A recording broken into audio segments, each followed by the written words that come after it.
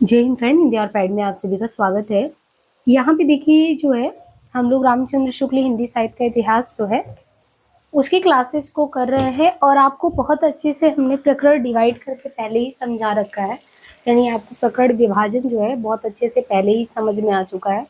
शुक्ल जी ने सुविधा के ही आधार पे अगर देखें तो इन्होंने आदिकाल, भक्ति काल, रीति काल को प्रकरण में विभाजित किया हुआ है, जो हमें समझना बहुत जरूरी है। तो अभी तक हमने क्या पिछले जो भी क्लास हुए हैं, करीबन 5 क्लास हो चुका है लगभग शुक्ल जी के हिंदी साहित्य के इतिहास में, भूमिका से लेके। तो उन क्लासेज में जो भी हमने देखा एक बार हम इंडेक्स पे देख लेते हैं इन जाकर, और इसके बाद बताते हैं। 1 2 आई थिंक 3 क्लासेज और रहेंगे और आपका जो है पहला जो सेगमेंट है इसका वो समाप्त हो जाएगा। तो सबसे पहले हम लोग देखिए शुक्ल जी की इस बैच में हमने जो है सबसे पहले हम आ जाते हैं इंडेक्स में, क्योंकि ये बहुत क्लियर होना जरूरी है हमने कितना पढ़ा, कितना बाकी है, क्या पढ़ना है। तो यहाँ पे देखिए आपका जो यहाँ पे देखिए, तो आप जो आदिकाल कर रहे हैं, आदिकाल में प्रकरण एक सामान्य परिचय है, दूसरा भ्रंश काव्य है और देश भाषा काव्य और फुटकल रचनाएं। अभी ये तीसरा प्रकरण और चौथा प्रकरण बाकी है। और विशेष सूची में देखें तो आपने आदिकाल ये जो पूरा है कवर कर लिया है, अभ्रंश काव्य कवर कर लिया है। नोट्स भी साथ साथ रिवाइज करते चल रहे हैं। एक बार पूरा प्रकरण समाप्त हो जाएगा तो फिर से रिवाइज करा देंगे। और यहाँ पे प्रकरण 3 जो है देश भाषा काव्य है, जिसे हम वीर गाथा काल कहते हैं। तो एग्जैक्टली जो हम लोग 1050 से 1375 की विकास यात्रा पढ़ते हैं ना, वो वीर गाथा काल से ही पढ़ते हैं, जिसे देश भाषा काव्य कहते हैं। कुल 12 रचनाओं के आधार पर इन्होंने वीर गाथा काल नाम का जो उल्लेख किया है, इन्हीं के आधार पे। तो जो मुख्य तौर पे जो यात्रा प्रारंभ होता है शुक्ल जी की किताब में, ये प्रकरण 3 से ही है और हमें 3 प्रकरण को समाप्त करने के बाद प्रकरण 4 समाप्त करना है। इस तरीके से हम संपूर्ण जो आदिकाल शुक्ल जी की किताब से है, नोट्स रिवाइज होने के साथ ही हम इसको कंप्लीट कर लेंगे। और मुझे उम्मीद है कि 8 घंटे में ये क्लास आपका पहला सेगमेंट अच्छे से कवर हो जा रहा है। तो ठीक है, हम लोग सीधे ना देर करते हुए क्लास पे आ जाते हैं। तो यहाँ पे देखिए सबसे पहले हम इसको समझ लेते हैं, नोट्स बाद में देखेंगे, पहले हमें समझ वो करना है। तो एक एक चीज हम देखिए आपको नोट्स कराएंगे, लेकिन हम एक चीज हमने एक रणनीति अपनाई है कि जो मुझे बहुत इंपॉर्टेंट पॉइंट लग रहा है ना, उसको हम साथ में लिख लिख के बता रहे हैं। उसका सबसे बड़ा कारण ये कि कम से कम लिखते दौरान अगर आपका थोड़ा भी ध्यान हटता हो तो लिखते दौरान कम से कम उस पर आपका ध्यान जाए, ये चीज है। अदरवाइज हम बोल के भी करा सकते हैं, लेकिन उसका कोई फायदा नहीं है। बहुत आराम से हम समझेंगे एक एक चीज को। यहाँ पे देखिए सबसे पहले क्या कह रहे हैं, यहाँ पे वीर गाथा काल 1050 से 1375 प्रकरण 3 देश भाषा काव्य। अब यहाँ कह रहे हैं कि पहले ही कहा जा चुका है कि प्राकृत की रूढ़ियों से बहुत कुछ मुक्त भाषा के जो पुराने काव्य जैसे विशलदेव रासो, पृथ्वीराज रासो आजकल मिलते हैं, वे संदिग्ध है। इसी संदिग्ध सामग्री को लेकर थोड़ा बहुत विचार हो सकता है, उसी पर हमें संतोष करना पड़ता है। यानी शुक्ल जी ये पहले ही कह रहे हैं कि आप देखो कि जो प्राकृत की रूढ़ियां हैं उससे बहुत कुछ आजाद लेकिन पुराने ख्यालात के कुछ काव्य मिलते हैं रासो ग्रंथों में, विशलदेव रासो, पृथ्वीराज रासो। लेकिन ये नहीं कह सकते कि ये रासो ग्रंथ जो मिल रहे हैं वो प्रमाणिक है, वो संदिग्ध है। लेकिन दिक्कत ये है कि अब जब प्रमाणिक नहीं मिल रहे हैं तो कोई बात नहीं, हम जितना मिल रहा है उसी पे ये मान के चल रहे हैं कि ठीक है यही काम का है। तब कोई नागरिक प्रचारी जैसी संस्था तो काम कर नहीं रही कि 16 खंडों में हिंदी साहित्य का इतिहास। ये तो तब की बात है 1050 1375, तब जो भी मिल गया उसी में संतोष करो, क्या प्रमाणिक क्या अप्रमाणिक, ऐसा शुक्ल जी का कहना है। लेकिन कह रहे हैं कि एक बात तो है, इतना तो मैं अनुमान कर ही सकता हूँ कि जो ये प्राकृत पढ़े पंडित हैं, ये प्राकृत पढ़े पंडित ही उस समय कविता नहीं करते थे। अब ये सोचने वाली बात है, 1050 से 1375 में क्या जो प्राकृत पढ़ा लिखा पंडित है, क्या सिर्फ वही कविता करता था? कह रहे हैं कि क्या जो जनसाधारण लोग होते थे उनकी बोली में कोई गीत या दोहे नहीं होते थे? होते थे, प्रचलित चले भी आ रहे थे, जिन्हें वही पंडित लोग जो कि शिक्षित है, जो संस्कृत में बात कर सकते हैं, वो इन साधारण लोगों के गीत दोहे को अगर कहते भी तो उनको गंवारू समझते। ऐसा रहा होगा, ये अनुमान करते हैं, कंफर्म नहीं है, देखिए अनुमान कर रहे हैं। ये ऐसी कविताएं होती जो राजसभा तक पहुंच भी जाती रही होगी, जैसे इनकी कविताओं को कह रहे हैं कि जैसे राजा भोज जस मुसरचंद, ये कहने वालों के सिवा देश भाषा में सुंदर भाव भरी कविता करने वाले भी जरूर रहे होंगे। राजसभाओं में सुनाए जाने वाले नीति श्रृंगार, इन विषयों पे प्रायः जो दोहे कहे जाते थे, और वीर रस के जो पद्य छप्पे में, वीर रस के पद्य छप्पे में, नीति श्रृंगार आदि विषय दोहे में।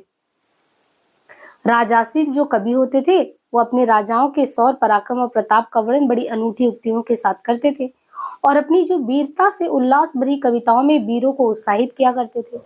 अब ये क्योंकि ये राजा के आश्रय में कवि रहते थे, तो ये कुछ भी लिखे, चाहे वो बहुत अच्छा लिखे नहीं लिखे, लेकिन क्योंकि ये राजाओं के तले इनको आश्रय प्राप्त है, तो इन राजा आश्रित जो कवि होते थे उनकी रचनाओं को रक्षित किया जाता था, यानी रक्षा किया जाता था। और जो जन सामान्य अगर बहुत भी अच्छा बोले तो भी उसको वो अवसर नहीं मिलता था। इनके पुस्तकालयों में जगह होती थी इन राजाश्रित कवियों की रचनाओं को रखने के लिए, और ऐसे ही भट्टाचार्य जीविका के विचार से उन्हें अपने उत्तराधिकारियों के पास ये रचनाएं छोड़ देते थे। बाद में देखें तो यही भट्टाचार्य की परंपरा में चलते रहने से उनमें फेरफार भी बहुत कुछ होता रहा, और इसी रचित परंपरा की सामग्री हमारे हिंदी साहित्य के प्रारंभिक काल में मिलता है।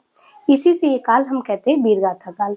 तो साफ साफ आपको तीसरे देश भाषा काव्य में इन्होंने एक तरीके से स्पष्टीकरण किया कि देखो भाई, कुछ तो प्रमाणिक मिल नहीं रहा, अनुमान में यही लगा रहा हूँ कि जो थोड़ा विशल देव रासो, पृथ्वीराज रासो जैसे अप्रामाणिक चीजें मिली है वो तो संदिग्ध है, हम कह नहीं सकते वास्तव में मिला, पर अनुमान करते हूँ कि उस समय कुछ पढ़े लिखे पंडित होते थे, वो कविता वगैरह करते, जिनको भी राजाश्रय प्राप्त था, उनकी बातें समाज में आ जाती, मानी जानी जाती, उनकी रचनाएं रखी जाती।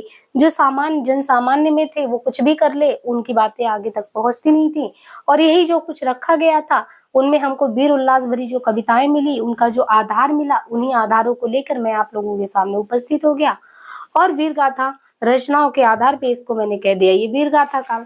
तो ये तो अपनी तरफ से इन्होंने स्पष्ट कर दिया कि भाई मेरे कहने के पीछे लॉजिक क्या है, क्योंकि हम भी खोजने नहीं गए थे, हमें जो मिला है हम उसी के आधार पे अपनी बात कह दे रहे हैं। ठीक है, अब आगे देखें तो इन्होंने बता दिया हम वीर गाथा काल क्यों कहे।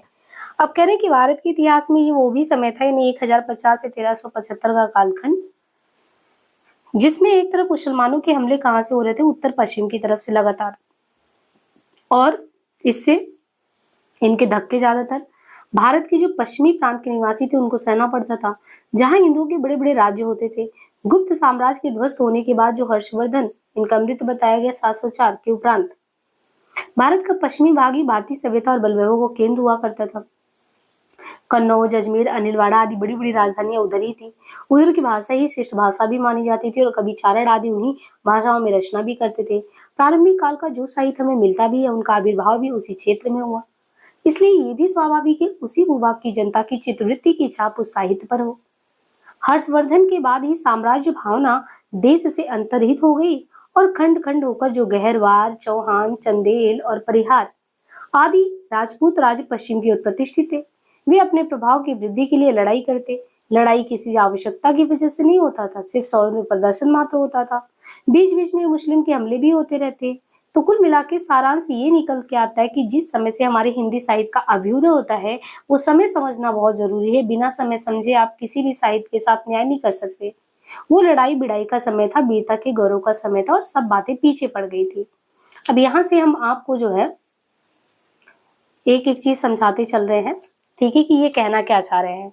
आप लोग पढ़ रहे हैं इनका प्रकरण 3 जो कि है देश भाषा काव्य से रिलेटेड। अब प्रकरण 3 जो कि देश भाषा काव्य में इन्होंने सबसे पहले क्या कहा, जो भी रचनाएं मिल रही हैं संदिग्ध मिल रही हैं, और फिर उन्हें बताया जो प्राकृत पढ़े पंडित वो लिखते थे, गंवारू लोग भी लिखते, लेकिन उन भट्टाचार्य कभी अपनी विरासत को रख पाए क्योंकि उनको दरबारी आश्रय मिला था। लेकिन एक चीज ये सबसे बड़ी बात ये बता रहे हैं कि ये वो समय था, यानी आप एक समय की बात कर रहे हो 1050 से 1375, एक कालखंड की बात कर रहे हो। इस कालखंड में आप अपने भारत में देखो कि क्या स्थिति रही है, क्योंकि साहित्य के लिए एक स्थिति मुकम्मल चाहिए होगा, और ये स्थिति कैसी है।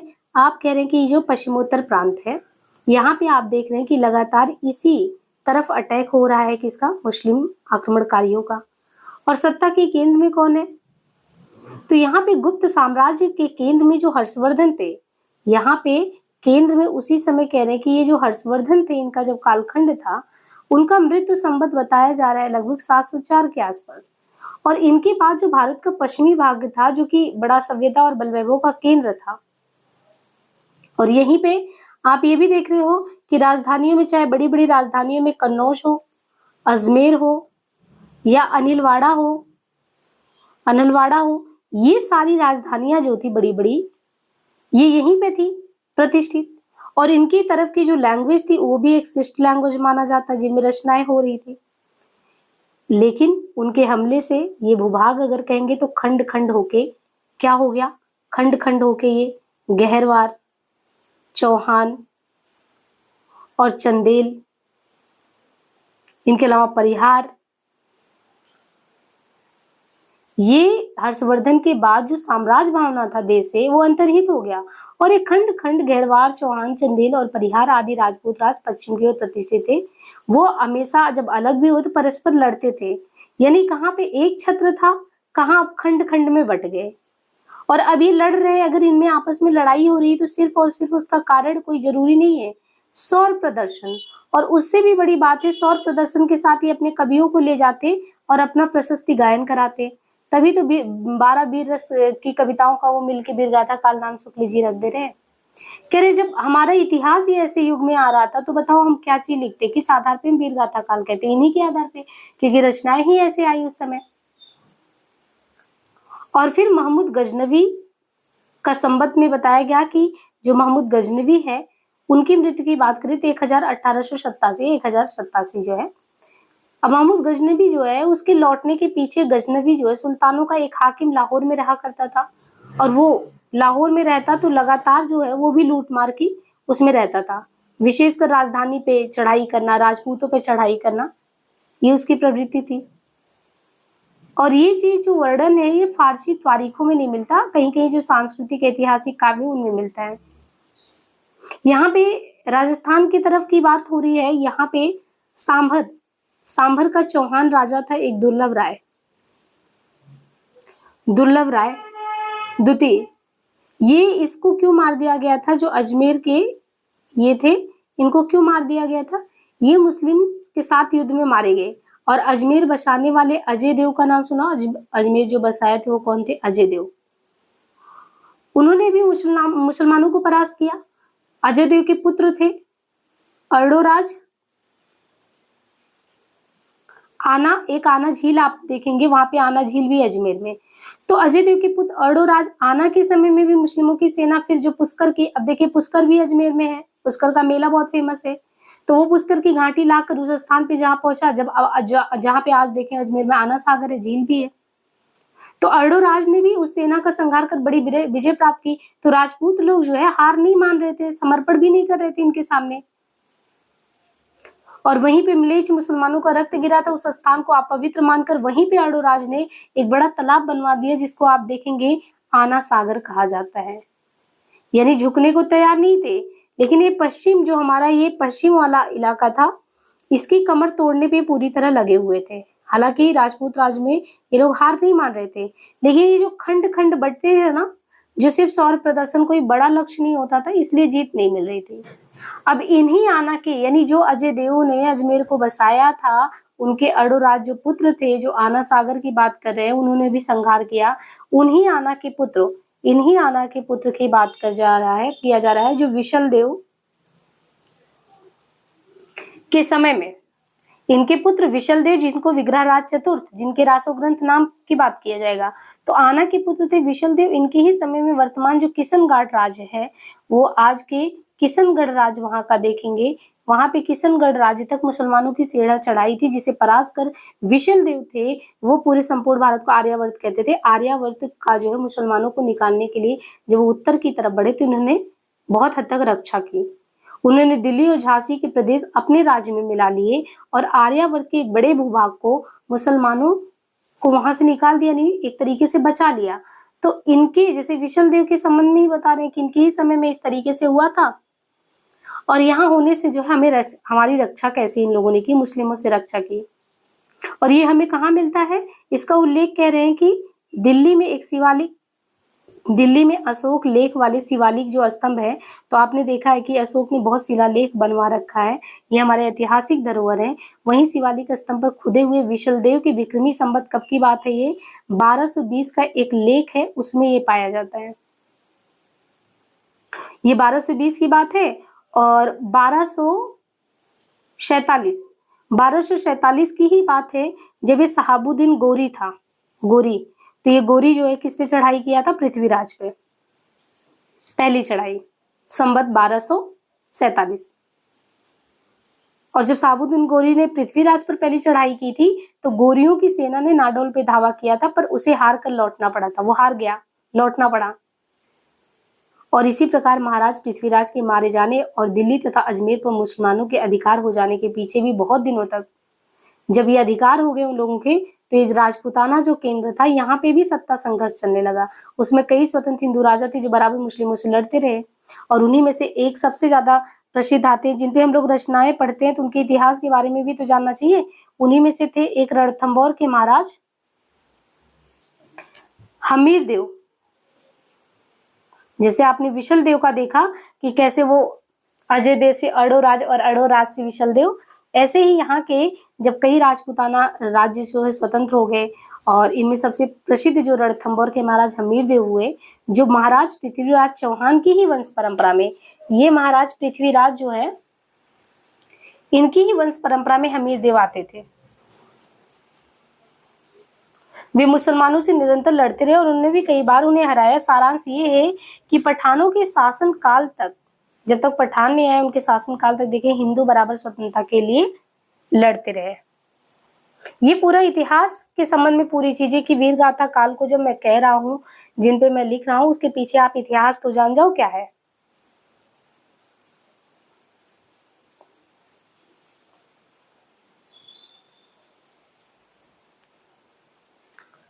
तो भारत के इतिहास में ये कौन सा समय था? जब हमले हो रहे थे, मुसलमानों के हमले उत्तर पश्चिम से लगातार, भारत के पश्चिमी प्रांत है। हर्षवर्धन का जाना हुआ, कनौज, अजमेर, अनिलवाड़ा बड़ी बड़ी राजधानियां जो कि केंद्र थी, वहीं पे शिष्ट भाषा थी, सब कुछ छिन्न भिन्न हो गया।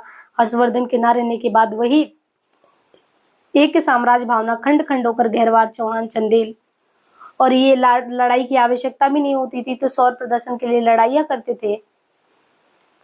और ये समय था हिंदी साहित्य के अभ्युदय का, इसलिए ऐसी ही चीजें आपको लिखी देखने को मिलती है। और इसके बाद महमूद गजनवी के संबंध में बता रहे हैं कि आप ये देखो, तो इनके लौटने के पीछे गजनवी सुल्तानों का कौन हाकिम लाहौर में, वो भी लूट मार के लिए बार बार प्रयास कर रहा है, चढ़ाई कर रहा है राजपूताना पे। और ये सारी चीजें वर्णन फारिस जो फारसी त्वारीख है उनमें तो नहीं मिलता, लेकिन जो संस्कृत ऐतिहासिक काव्य उनमें मिलता है। सांभर अजमेर का चौहान कौन था? राजा दुर्लभ राज द्वितीय, उसको भी मुसलमानों के साथ युद्ध करना पड़ा। अजमेर बसाने वाले कौन थे? अजय देव थे। अजय देव के पुत्र अड़ोराज आना, और आना के संबंध में आना सागर की बात की है। फिर आना के पुत्र विशल देव की बात, क्योंकि हम लोग विशल देव रासो पढ़ते हैं, इन्हीं को विग्रह राज चतुर्थ भी इन्हीं का समय है।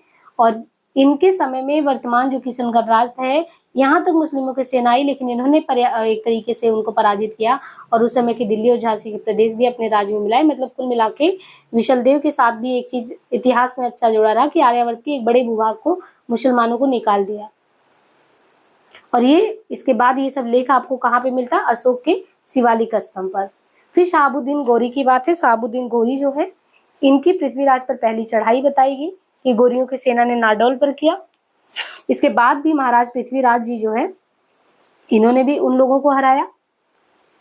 और जब दिल्ली तथा अजमेर पर मुस्लिमों का अधिकार हो गया तो उसके पीछे भी बहुत दिनों तक राजपूताने में कई हिंदू राजा जब स्वतंत्र हो गए तो मुस्लिमों से लड़ते रहे। जब इनमें ही लालच आ गया तब जाके ज्यादा समस्या हुई है। और इसमें हमीर देव का नाम भी आता है कि इन्होंने भी महाराज पृथ्वीराज चौहान की वंश परंपरा में थे, लेकिन बराबर ही स्वतंत्रता के लिए लड़ते रहे। राजा भोज की सभा में खड़े होकर राजा की दानशीलता का लंबा चौड़ा वर्णन करके लाखों रुपए पाने वाले कवियों का समय अब बीत चुका था। राज दरबारों में शास्त्रार्थों की वो धूम नहीं रह गई थी। अब पंडित के चमत्कार पर पुरस्कार का विधान भी उस तरीके से नहीं रह गया था। उस समय तो जो भाट या चारण किसी राजा के पराक्रम, विजय, शत्रुकन्या हरण आदि का अतिथपूर्ण आलाप करते या क्षेत्रों में जाकर वीरों के दम उत्साह की उमंगे भरा करते, वही सम्मान के पाते। इस दशा में काव्य साहित्य और भिन्न भिन्न अंगों की पूर्ति और समृद्धि का सामुदायिक कठिन था। उस समय तो केवल वीर गाथाओं की उन्नति संभव थी। इस वीर गाथा को हम दो रूपों में पाते हैं, मुक्तक के रूप में और प्रबंध के रूप में। या तो मुक्तक था या तो प्रबंध था। फुटकल रचनाओं का विचार छोड़कर यहाँ वीर गाथात्मक प्रबंध काव्यों का ही उल्लेख है। जैसे यूरोप में वीर गाथाओं का प्रसंग युद्ध और प्रेम रहा है। अभी देखिए, यूरोप में कह रहे हैं जो वीर गाथा वहां पे प्रसंग युद्ध और प्रेम को लेकर है, वैसे यहाँ भी था। किसी राजा की कन्या के रूप का संवाद पाकर दलबल के साथ चढ़ाई कर देना। देखिए कारण क्या यहाँ पे होता था, किसी कन्या के संबंध में अगर दे संवाद पा गए तो दलबल के साथ चढ़ाई कर देते और प्रतिपक्षियों को पराजित कर उस कन्या को ये लोग हरण कर लेते और वीरों के गौरव और अभिमान का काम उसको मानते। इस प्रकार इन काव्यों में श्रृंगार का भी थोड़ा मिश्रण रहता, पर गौड़ रूप में। तो श्रृंगार भी रहता, लेकिन श्रृंगार क्या था, गौड़ रूप में रहता। प्रधान रस वीर ही रहता। श्रृंगार रहता भी तो श्रृंगार केवल सहायक रूप में रहता। जहां राजनीतिक कारणों से भी युद्ध होता था, वहां भी उन कारणों का उल्लेख नहीं कर कोई रूपवती स्त्री ही कारण कल्पित करके रचना की थी।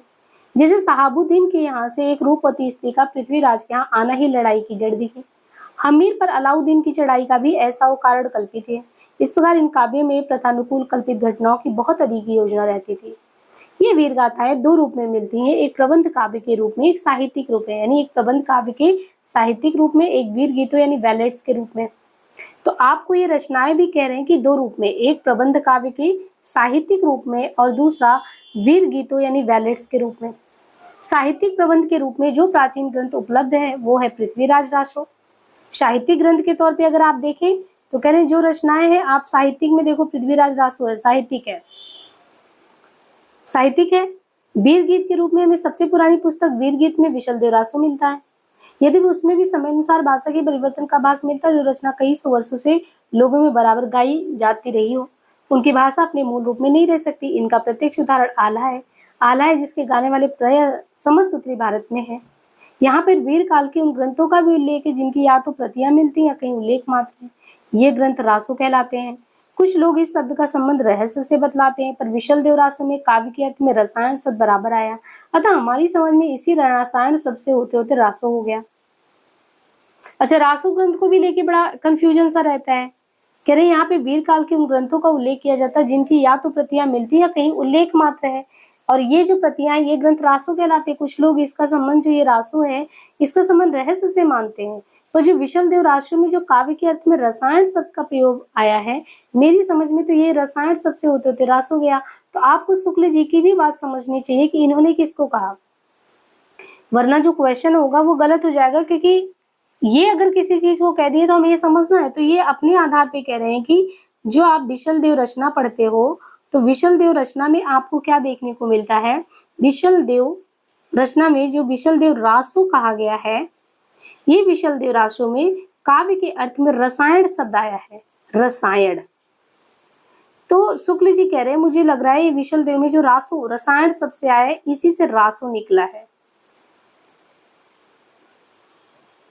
और यहाँ पे और भी चीजें कही गई है कि यहाँ पर वीर काल के उन ग्रंथों का उल्लेख है जिनकी या तो प्रतियां मिलती है, कहीं उल्लेख मात्र पाए जाते हैं, ग्रंथ रासो है।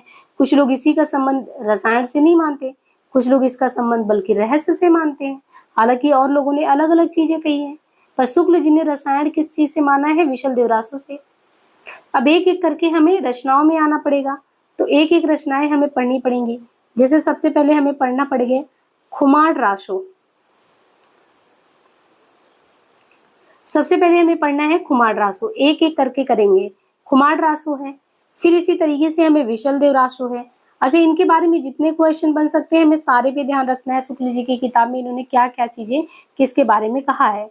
तो हम सबसे पहले खुमार रासो को देख लेते हैं। खुमार रासो के संबंध में इनका कहना है कि आप खुमार रासो का समय देखो तो 810 से लेके 1000 तक, ये जो समय 810 से 1000 के बीच में, इसमें क्या था, जो चित्तौड़ के रावल खुमान नाम के 3 राजा थे। एक दो नहीं बल्कि कितने राजा, 3 राजा।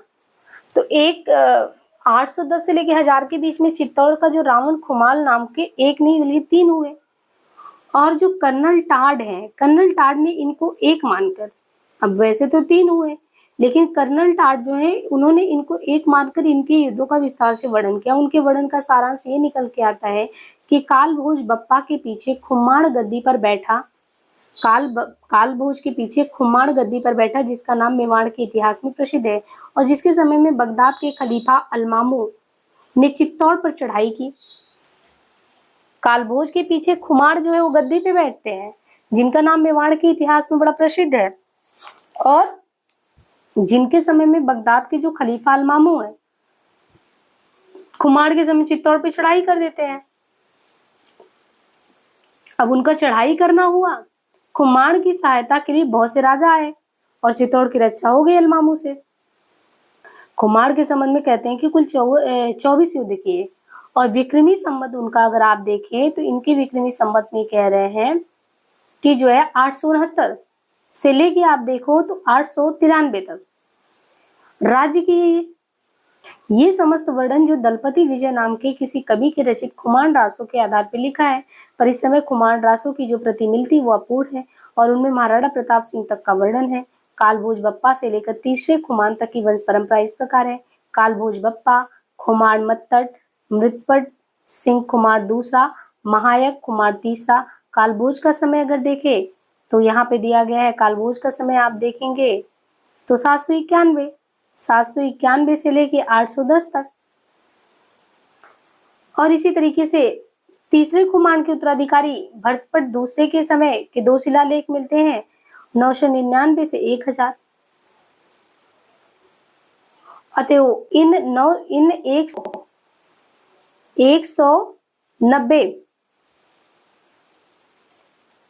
190 वर्षों का औसत लगाने पर तीनों खुमान का समय अगर देखें तो क्रमशः खुमान पहला, दूसरा, तीसरा।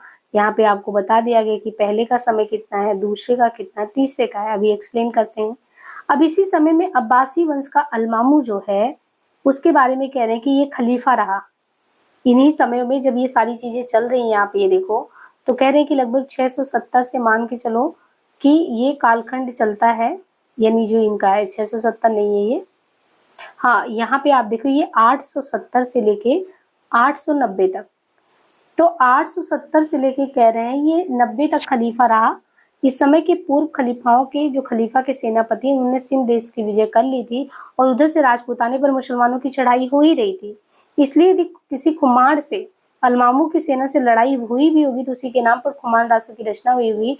ये नहीं कहा जा सकता है कि इस समय जो खुमान रासों मिलता है उसमें कितना अंश पुराना है, उसमें महाराणा प्रताप सिंह तक का वर्णन मिलने से ये निश्चित रूप से कह सकते हैं कि जिस रूप में ये ग्रंथ अब मिलता है वो उस विक्रमी संवत की 17वीं शताब्दी में प्राप्त हुआ होगा। शिव सिंह सरोज के कथन के अनुसार एक अज्ञात नामा भाट ने खुमान रासो नामक काव्य ग्रंथ लिखा था, जिसमें श्री रामचंद्र से लेकर खुमान तक के युद्धों का वर्णन था। ये नहीं कह सकते कि दलपति विजय असली खुमान रासो के रचयिता थे अथवा उनके पीछे पिछले परिशिष्ट का। तो एक चीज के बारे में इतनी सारी बातें हैं कि अगर विशल देव पे भी टिप्पणी आ गया तो क्या लिख सकते हैं। रासो ग्रंथ की अगर देखिए प्रामाणिकता को लेकर टिप्पणी आ गया तो आप क्या कर सकते हैं। तो सबसे पहले आपको जब भी विशल देव पे खुमान रासो, सबसे पहले उन्होंने खुमार की बात की है तो हम खुमान रासो की ही बात करेंगे। और इन्होंने सबसे पहले आपको जो है खुमान रासो के संबंध में बताया कि 810 से लेके 1000 के बीच, 810 से 1000 के बीच आप मानिए कि ये कितना है, 190 वर्ष। 190 वर्ष की यात्रा में ये क्या कह रहे हैं कि यहाँ पे चित्तौड़ के रावल खुमान, कौन है ये, चित्तौड़ के रावल थे कौन, खुमान।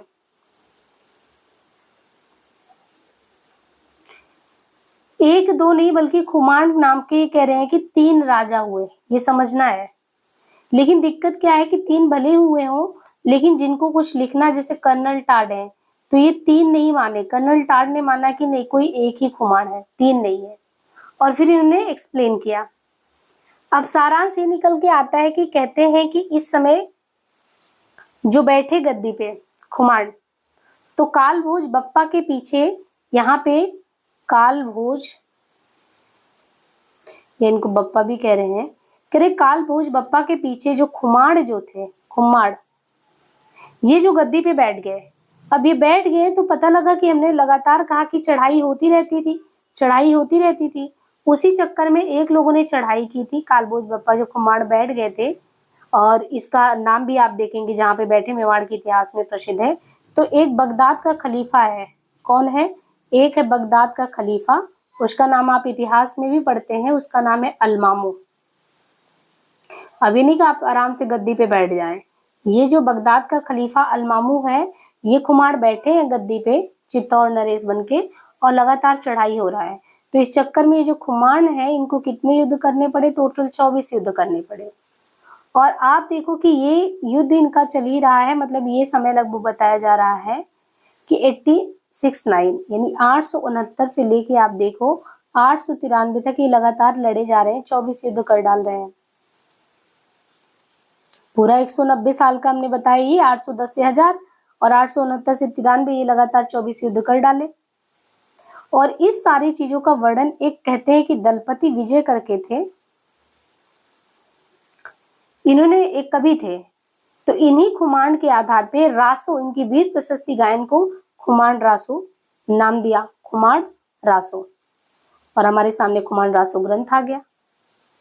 लेकिन बात 3 लोगों की हुई थी ना, इसलिए इन्होंने कहा कि ये समझ लीजिए पहले, दूसरे, तीसरे, यानी कालभोज बप्पा से लेकर तीसरे जो खुमान है उनकी परंपरा भी इन्होंने बताई। उन परंपरा में इन्होंने नाम गिनाया। इन्होंने क्या नाम गिनाया था? कालभोज बप्पा से लेकर तीसरे खुमान तक इन्होंने उसमें नाम गिनाया कालभोज, कालभोज बप्पा। इसके बाद किसका गिनाया? खुमाड़ का गिनाया। इसके बाद किसका गिनाया? मत्तट का गिनाया। फिर किसका कहा? भरतपट्ट का कहा, भरतपट्ट सिंह करके हैं, है ना। तो ये हो गया इनका खुमाड़, मत्तट, भरतपट्ट सिंह। खुमाड़ दूसरा, महायक, खुमाड़ तीसरा। तो एक इसमें हो गए खुमाड़ दूसरा करके, महायक, और एक खुमाड़ तीसरा।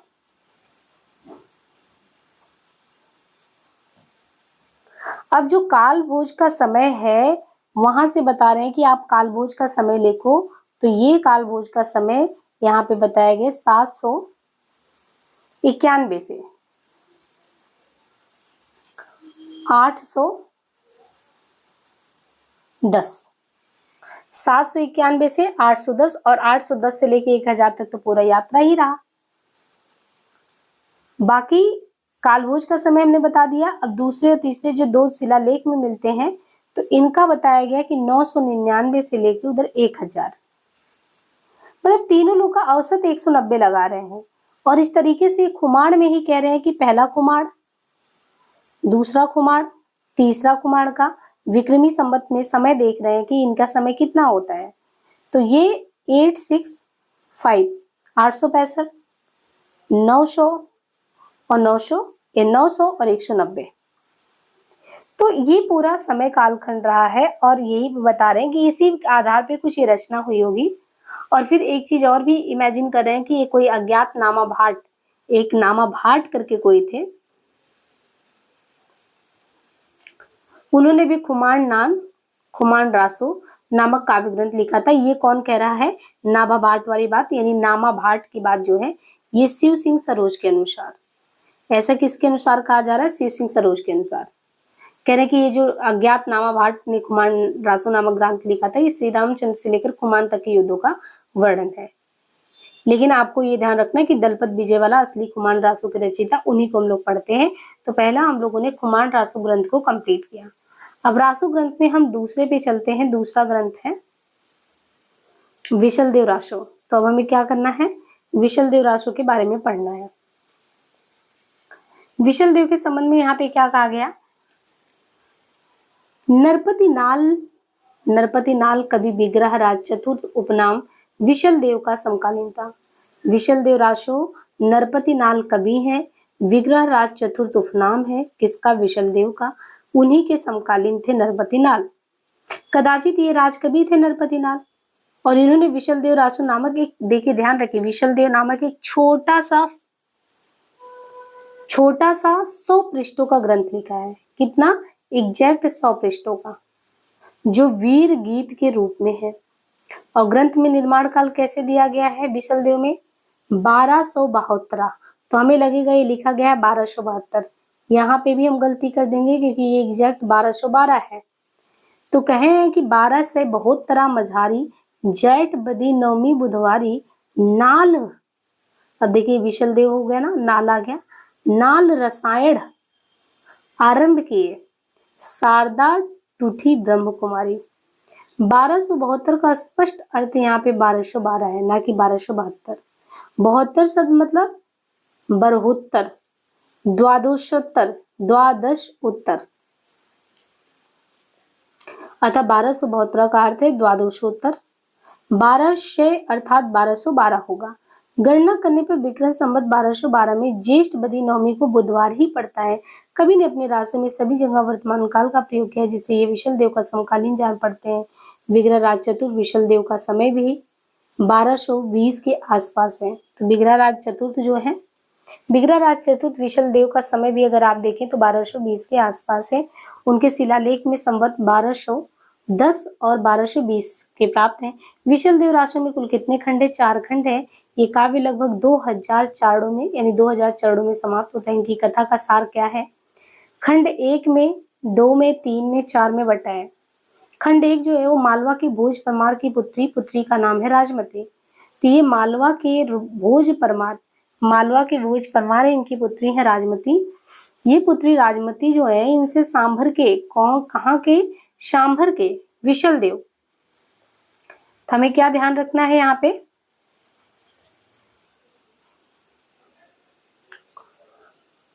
तो यहाँ पे मालवा की भोज परमार की पुत्री राजमती जो है उनसे सांभर के, कहाँ के हैं? सांभर के विशल देव का विवाह होना पहले खंड में है। विशल देव का राजमती से रूट कर उड़ीसा की ओर प्रस्थान करना तथा वहां 1 साल तक, कितने? 1 साल तक रहना। खंड 3 राजमती का विरह वर्णन तथा विशल देव का उड़ीसा से लौटना। भोज का अपनी पुत्री को अपने घर लिवा ले जाना तथा विशल देव का वहां जाकर राजमती को फिर चित्तौड़ लाना। दिए हुए संवत के विचार से कवि अपने नायक का समसामयिक जान पड़ता है। संवत जो है ना, इसके विचार से कह रहे हैं जो कवि है वो अपने नायक जो है उनके समसामयिक जान पड़ता है, पर जो वर्णित घटनाएं विचार करने पर विशल देव के बहुत पीछे की लिखी जान पड़ती है। कि मतलब ऐसा लग रहा है कि विशल देव से बहुत पीछे लिखा गया है, और संवत देने से लग रहा है कि कवि उनके साथ ही है, समसामयिक है, जबकि उनके संबंध में कल्पना की गुंजाइश हुई होगी। ये घटनात्मक काव्य नहीं है, वर्णनात्मक है। क्वेश्चन सीधे सीधे यहाँ पे विशल देव के संबंध में पूछा जा सकता है कि कौन सी रचना घटनात्मक काव्य नहीं वर्णनात्मक है। इसमें कितनी घटनाएं हैं? 2 ही हैं। एक तो विशल देव का विवाह होना और उनका उड़ीसा जाना, एक घटना हुआ। घटनात्मक काव्य क्यों नहीं? क्योंकि 2 ही घटना है। एक तो विशल देव का विवाह और उनका उड़ीसा चला जाना। उनमें से पहली बात तो कल्पना प्रसूत भी हो सकता है। विशल देव का विवाह, विशल देव से 100 वर्ष पहले ही धार के प्रसिद्ध परमार जो राजा भोज थे उनका देहांत हो चुका था। तो फिर उनकी कन्या के साथ विशल देव के विवाह किसी पीछे के कवि की कल्पना लगती है। उस समय मालवा में भोज नाम का कहते हैं कि कोई राजा था ही नहीं। विशल देव की एक परमार वंश की रानी जरूर थी, और ये बात परंपरा से अवश्य प्रसिद्ध चला आ रहा है, क्योंकि उनका उल्लेख भी पृथ्वीराज रासों में मिलता है।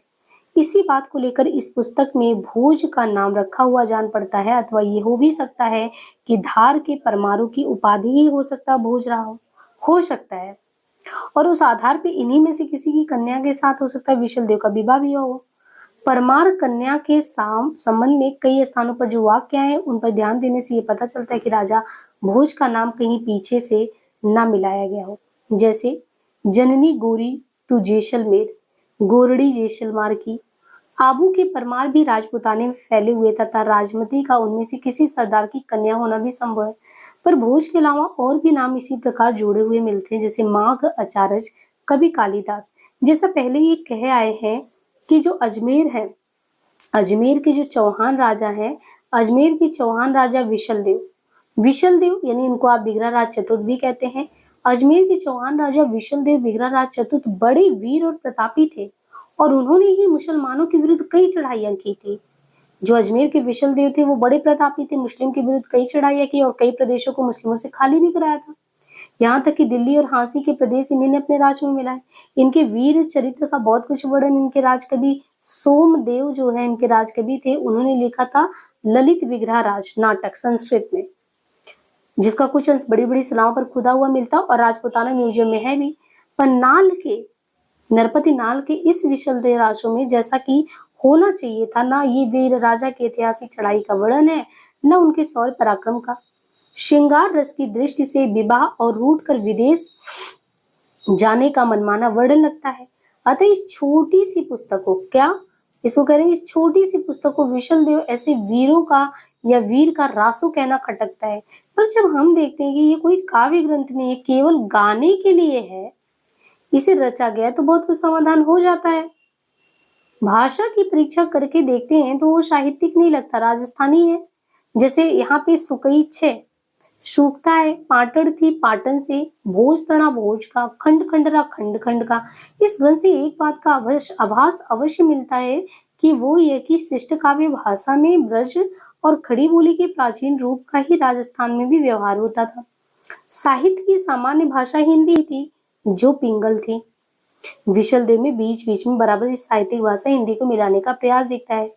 भाषा की प्राचीनता पर विचार करने के पहले ये बात ध्यान में रखनी चाहिए कि गाने की चीज होने के कारण इनकी भाषा में समय अनुसार बहुत कुछ फेरफार हुआ है, पर लिखित रूप में रचित होने के कारण इनका पुराना ढांचा बहुत कुछ बचा हुआ है। उदाहरण के लिए मेलवी यानी मिलाकर, जोड़कर, चिताहचित, रड़ी रड़ में प्रपजयी प्राप्त हुए आख्या, इड़ी विधि, बाला का इसी प्रकार नयर नागर, पशाऊ, पयोधर आदि प्राकृत शब्द भी जिनका प्रयोग कविता में अभ्रंग काल से लेकर पीछे तक होता है। इनमें आए हुए कुछ फारसी, अरबी, तुर्की शब्दों की ओर भी ध्यान जाता है, जैसे महल, इनाम, निजातनो। जैसा कहा जा चुका है, पुस्तक की भाषा में फेरफार अवश्य हुआ है। अतः ये सब पीछे से मिले हुए भर हो सकते हैं और कवि द्वारा व्यवहार भी। कवि के समय से पहले ही पंजाब में मुसलमानों का प्रवेश हो गया था और वे इधर उधर जीविका के लिए फैलने लगे थे। अतः ऐसे साधारण शब्दों का प्रचार कोई आश्चर्य की बात नहीं। विशल देव के सरदारों में ताजुद्दीन मियाँ भी मौजूद है। महलम पलाणियों ताजदीन खुरसाड़ा चढ़ी चालियों गोंड। उपयुक्त विवेचनों के अनुसार ये पुस्तक ना तो वस्तु के विचार से और ना भाषा के विस्तार से अपने असली और मूल रूप में कही जा सकती है। राय बहादुर पंडित गौरी शंकर हीराचंद ओझा ने इसे हमीर के समय की रचना कहा है। राय बहादुर पंडित गौरी शंकर हीराचंद ओझा ने इसे हमीर के समय की रचना कहा है। राजपूताने का इतिहास भूमिका पृष्ठ दिया हुआ है। ये यह नरपति नाल की पोथी का विकृत रूप अवश्य है, जिनके आधार पर हम भाषा और साहित्य संबंधी कई तथ्यों पर पहुंचते हैं। ध्यान देने की पहली बात है, राजपूताने के एक भाट का अपनी राजस्थानी में हिंदी का मेल करना, जैसे माती का आखा किया, चंदन काठ का माड़ो, सोना की चूड़ी, मोती की माल इत्यादि से ये सिद्ध हो जाता है कि प्रादेशिक बोलियों के साथ साथ ब्रज या मध्य देश की भाषा का आश्रय लेकर एक सामान्य साहित्यिक भाषा भी स्वीकृत हो चुकी थी, जो चारणों में पिंगल भाषा के नाम से पुकारी जाती थी। अपभ्रंश के योग से शुद्ध राजस्थानी भाषा का जो साहित्यिक रूप था वो डिंगल कहलाता था। हिंदी साहित्य के इतिहास में केवल पिंगल भाषा में लिखे हुए ग्रंथों का ही विचार कर सकते हैं। दूसरी बात जो कि साहित्य से संबंध रखती है, वीर और श्रृंगार का मेल। इस ग्रंथ में श्रृंगार की ही प्रधानता है, वीर रस किंचित आभास मात्र है। संयोग और वियोग के गीत ही कवि ने गाए हैं और विशल देव रासो के कुछ पद यहाँ पे दिए गए हैं, जैसे परडब चालियो विशल राय 84 सहुलिया बोलाए, जान तड़ी साजती करहु जिरा रंगावली पहर ज्यो टोप, हु पैसा रही विशल राव आवी शैल अंतरे राव, रूप अपरूप से सियो इस स्त्री नहीं सयल संसार, अतिरंग स्वामी सुमिली राती बेटी राजा भोज के, गरब करी उभो छे सांवरो मुंह सरीखा नी उर्भोवाल, गर्भी ना बोलो ही संहारे राव तो सरीखा घड़ा और भुआल। यहाँ पे आपको एक एक चीज का अर्थ भी बताया गया है कि जैसे यहाँ पे संख्या जो दिया गया है, जैसे यहाँ पे दिया परडब, तो परडब पे यहाँ पे एक लिखा गया है। चलो विशल देव 84 84 पे 2 है, शहू पे 3 है। अब यहाँ पे देखिए ब्याहने, यानी एक एक चीज का यहाँ पे आपको अर्थ भी समझाया गया है कि आप समझे। जैसे परडब, परडब का अर्थ यहाँ पे आप देखेंगे विशल देव रासो के पद से जब अर्थ देखेंगे, परडब का अर्थ है ब्याहने। 84 84 का अर्थ क्या है? सामंतों को। सहु मतलब सब। तड़ी, तड़ी किसको कहते? तड़ी यान की, तड़ी यान की, बारात की। इसी तरीके से 5वें नंबर पे दिया गया है यहाँ पे शैल, तो शैल क्या कहते हैं? सबको शैल कहते हैं। अंतःपुर, अंतापुर अंतरवेरी करके दिया है तो उसको कहेंगे। ऐसे उभो, उभो यानी खड़ा है। घर में इसी तरीके से जो वर्ड आप देखेंगे तो यहाँ पे आपको दिया गया है घरी, तो घर में, तो ये उसका अर्थ निकालेंगे तो यहाँ पे अर्थ दिया गया है। अब हम देखिए यहाँ पे दिया गया है चंद बरदाई के बारे में। तो क्योंकि हम लोग विशल देव के बारे में इतना समझे और वहां से बहुत सारे क्वेश्चन बन सकते हैं, तो सबसे पहले हम उनको एक्सप्लेन कर लेते हैं, समझ लेते हैं कि क्या क्या चीजें उसमें ऐसा था जो काम का विशल देव से क्वेश्चन आता है। फुहाड़ के बारे में हमने देख लिया था पिछले क्लास में, तो अब हम जो है दूसरा जो है रासो ग्रंथ जो बहुत महत्वपूर्ण है, जहां से क्वेश्चन बनते हैं विशल देव से, यहाँ से देख लेते हैं विशल देव रासो से क्या क्या क्वेश्चन बन सकते हैं। एक तो सबसे पहले विशल देव रासो के आप नरपति नाल को याद रखेंगे लेखक, और कहा जाता है कि समसामयिक ही हैं इनके, और उसमें भी लेके कि विशल देव नरपति नाल जो है कवि जो है विशल देव का एक उपनाम भी है, इसको भी आपको ध्यान रखना है। विग्रहराज चतुर्थ, तो जो विग्रहराज चतुर्थ यानी विशल देव हैं, जिनके बारे में इन्होंने नरपति नाल जी ने विशल देव रासो लिखा है, ये कह रहे हैं कि उनके समकालीन ही लगते हैं, ऐसा लग रहा है उनके राजकवि थे। अच्छा, इसके बारे में ये खासियत है कि विशल देव के संबंध में और क्या क्या चीज महत्वपूर्ण है। इसको कहा गया कि विशल देव ना एक छोटा सा क्या है, एक छोटा सा, आप देखेंगे विशल देव तो छोटा सा मतलब इतना छोटा सा कि 100 पृष्ठ एग्जैक्ट है, एक छोटा सा ग्रंथ है। कितने पेज का है? 100 पृष्ठ का है। विग्रहराज चतुर्थ इनका उपनाम है, नरपति नाल ने लिखा है, समसामयिक उनके कवि कहलाते हैं। छोटा यानी 100 पृष्ठों का ये ग्रंथ है, लेकिन ये ग्रंथ किस रूप में है? वीर गीत के रूप में। अब ध्यान रखिए, वीर गीत के रूप में है। यही गीत कंफर्म हो जा रहा है तो इससे बहुत सारी चीजें जो समस्याएं थी वो खत्म हो जा रही है। अब एक चीज जो इसमें हम लोग गलती करते हैं, ये जो वीर गीत के रूप में, तो ये किस कालखंड में ये गीत लिखा गया था, या ये जो विशल देव रासो कब लिखा गया, तो ये कई बार आया हुआ है, कई एग्जाम में आया। पहले तो यही आता है, ये पंक्ति ही इंपॉर्टेंट है, 12 से 72 मझारी, 12 से 72 मझारी, जेठ बदी नौमी बुधवारी।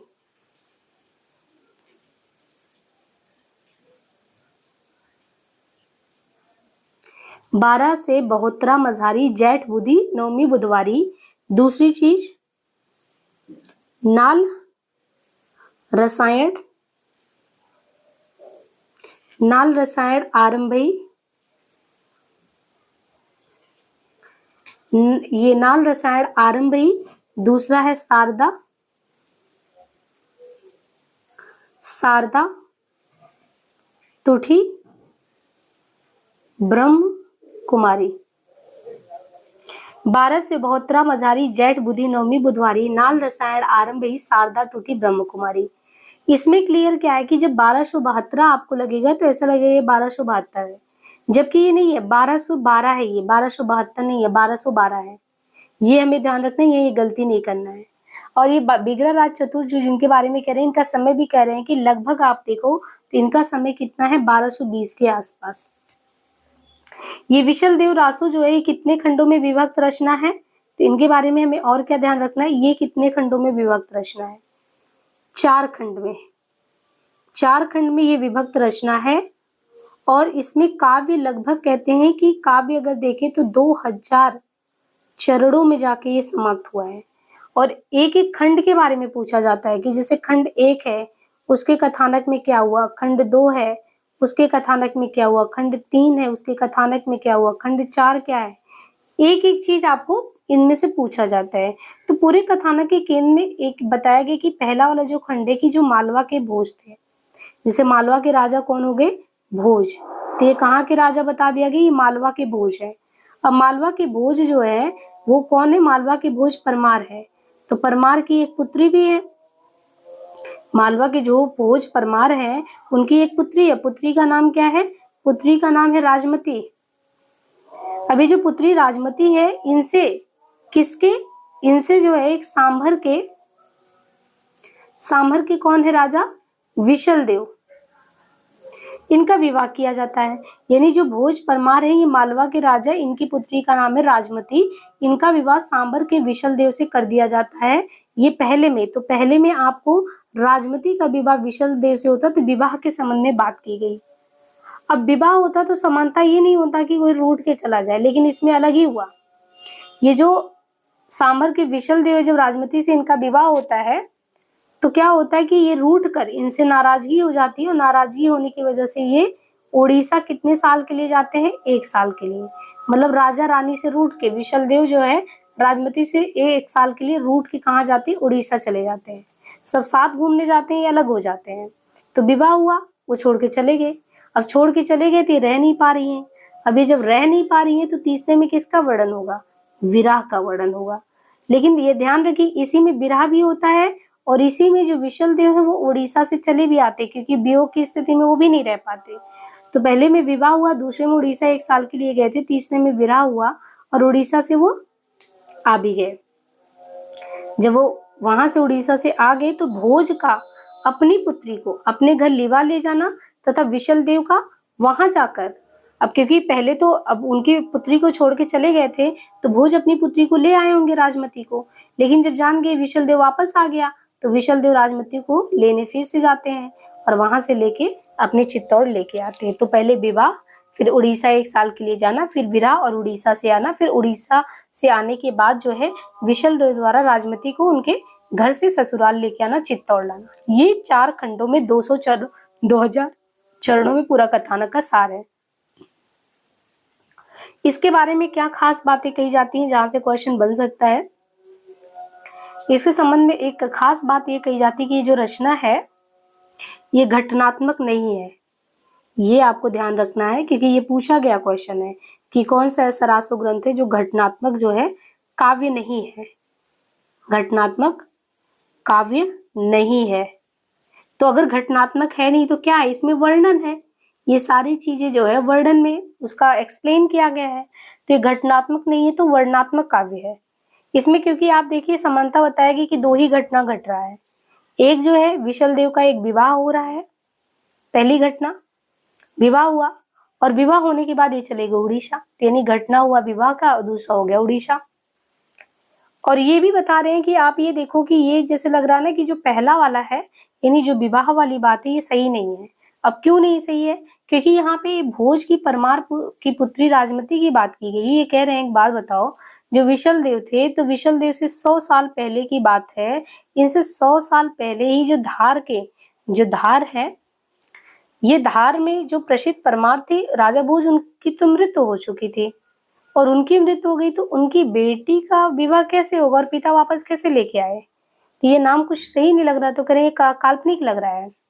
लेकिन फिर इमेजिन कर रहे हैं कि हो सकता है ऐसा हो कि मालवा में उस राजा भोज नाम का कोई राजा हो, या ऐसा भी हो सकता है। क्योंकि एक चीज ये भी है ना कि इस विशल देव के कह रहे हैं कि एक रानी थी, विशल देव की एक रानी थी, और ऐसा कहा जाता है ये परमार वंश की थी, तो ये परमार से ही थे ना।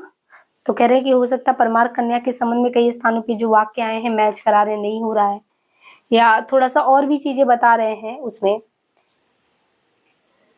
अब इनके बारे में कहा जा रहा है कि जो विशल देव विग्रहराज चतुर थे, जो अजमेर के चौहान राजा विशल देव थे, ये बड़े वीर और प्रतापी थे। इन्होंने कई चढ़ाइयां भी मुस्लिम के विरुद्ध की थी। दिल्ली और हांसी के प्रदेश को इन्होंने एक तरीके से बचाया भी। और इनके वीर चरित्र का कुछ वर्णन एक राजकवि हैं, राजकवि सोमदेव, ये किताब का नाम भी आपने सुना होगा। ललित विग्रहराज पूछा जाता है किसने लिखा है? ललित विग्रहराज। तो कह रहे हैं कि ये जो लिखा गया ना, और ललित विग्रहराज क्या है? ये नाटक है, और नाटक की किसमें? संस्कृत में है। इसमें भी इनके बारे में बहुत बड़ी बड़ी चीजें मिलती है। शिलाओं पे खुदा हुआ इनका राजपूताना म्यूजियम में चीजें हैं। तो ऐसा लगता है कि दोनों को लेके थोड़ा सा कंफ्यूजन जैसी स्थिति बन रही है। बाकी और चीजों में, परीक्षाओं में देखें, भाषा की परीक्षा, तो कहते हैं कि ये तो साहित्यिक नहीं है, राजस्थानी लगता है। मतलब अगर आप इसको देखेंगे साहित्यिक है, तो कह रहे नहीं, साहित्यिक नहीं लगता। ये कि शिष्ट भाषा ब्रज और खड़ी बोली के प्राचीन रूप का ही जो है राजस्थान में व्यवहार होता है, और सामान्य भाषा हिंदी ही थी, और हिंदी पिंगल वाला, डिंगल नहीं, पिंगल, बीच बीच में साहित्यिक भाषा हिंदी का वो पिंगल रूप भी देखने को मिलता है इस तरीके से। राय बहादुर पंडित गौरी शंकर हीराचंद ओझा ने हमीर के समय की रचना इसको माना है। कुछ लोगों ने इसको लेके बड़ा कंफ्यूजन भी दिखाया है। शुद्ध राजस्थानी भाषा का जो साहित्यिक रूप था और डिंगल कहलाता था अपभ्रंश के योग से।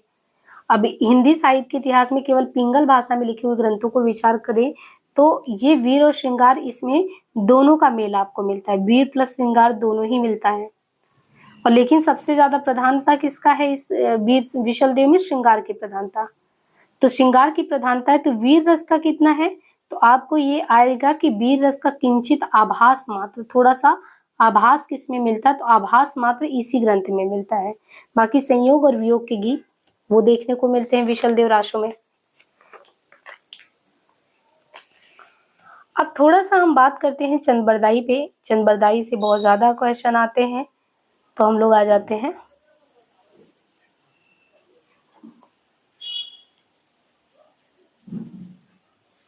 चंद बरदाई पे बात करते हैं, ठीक है।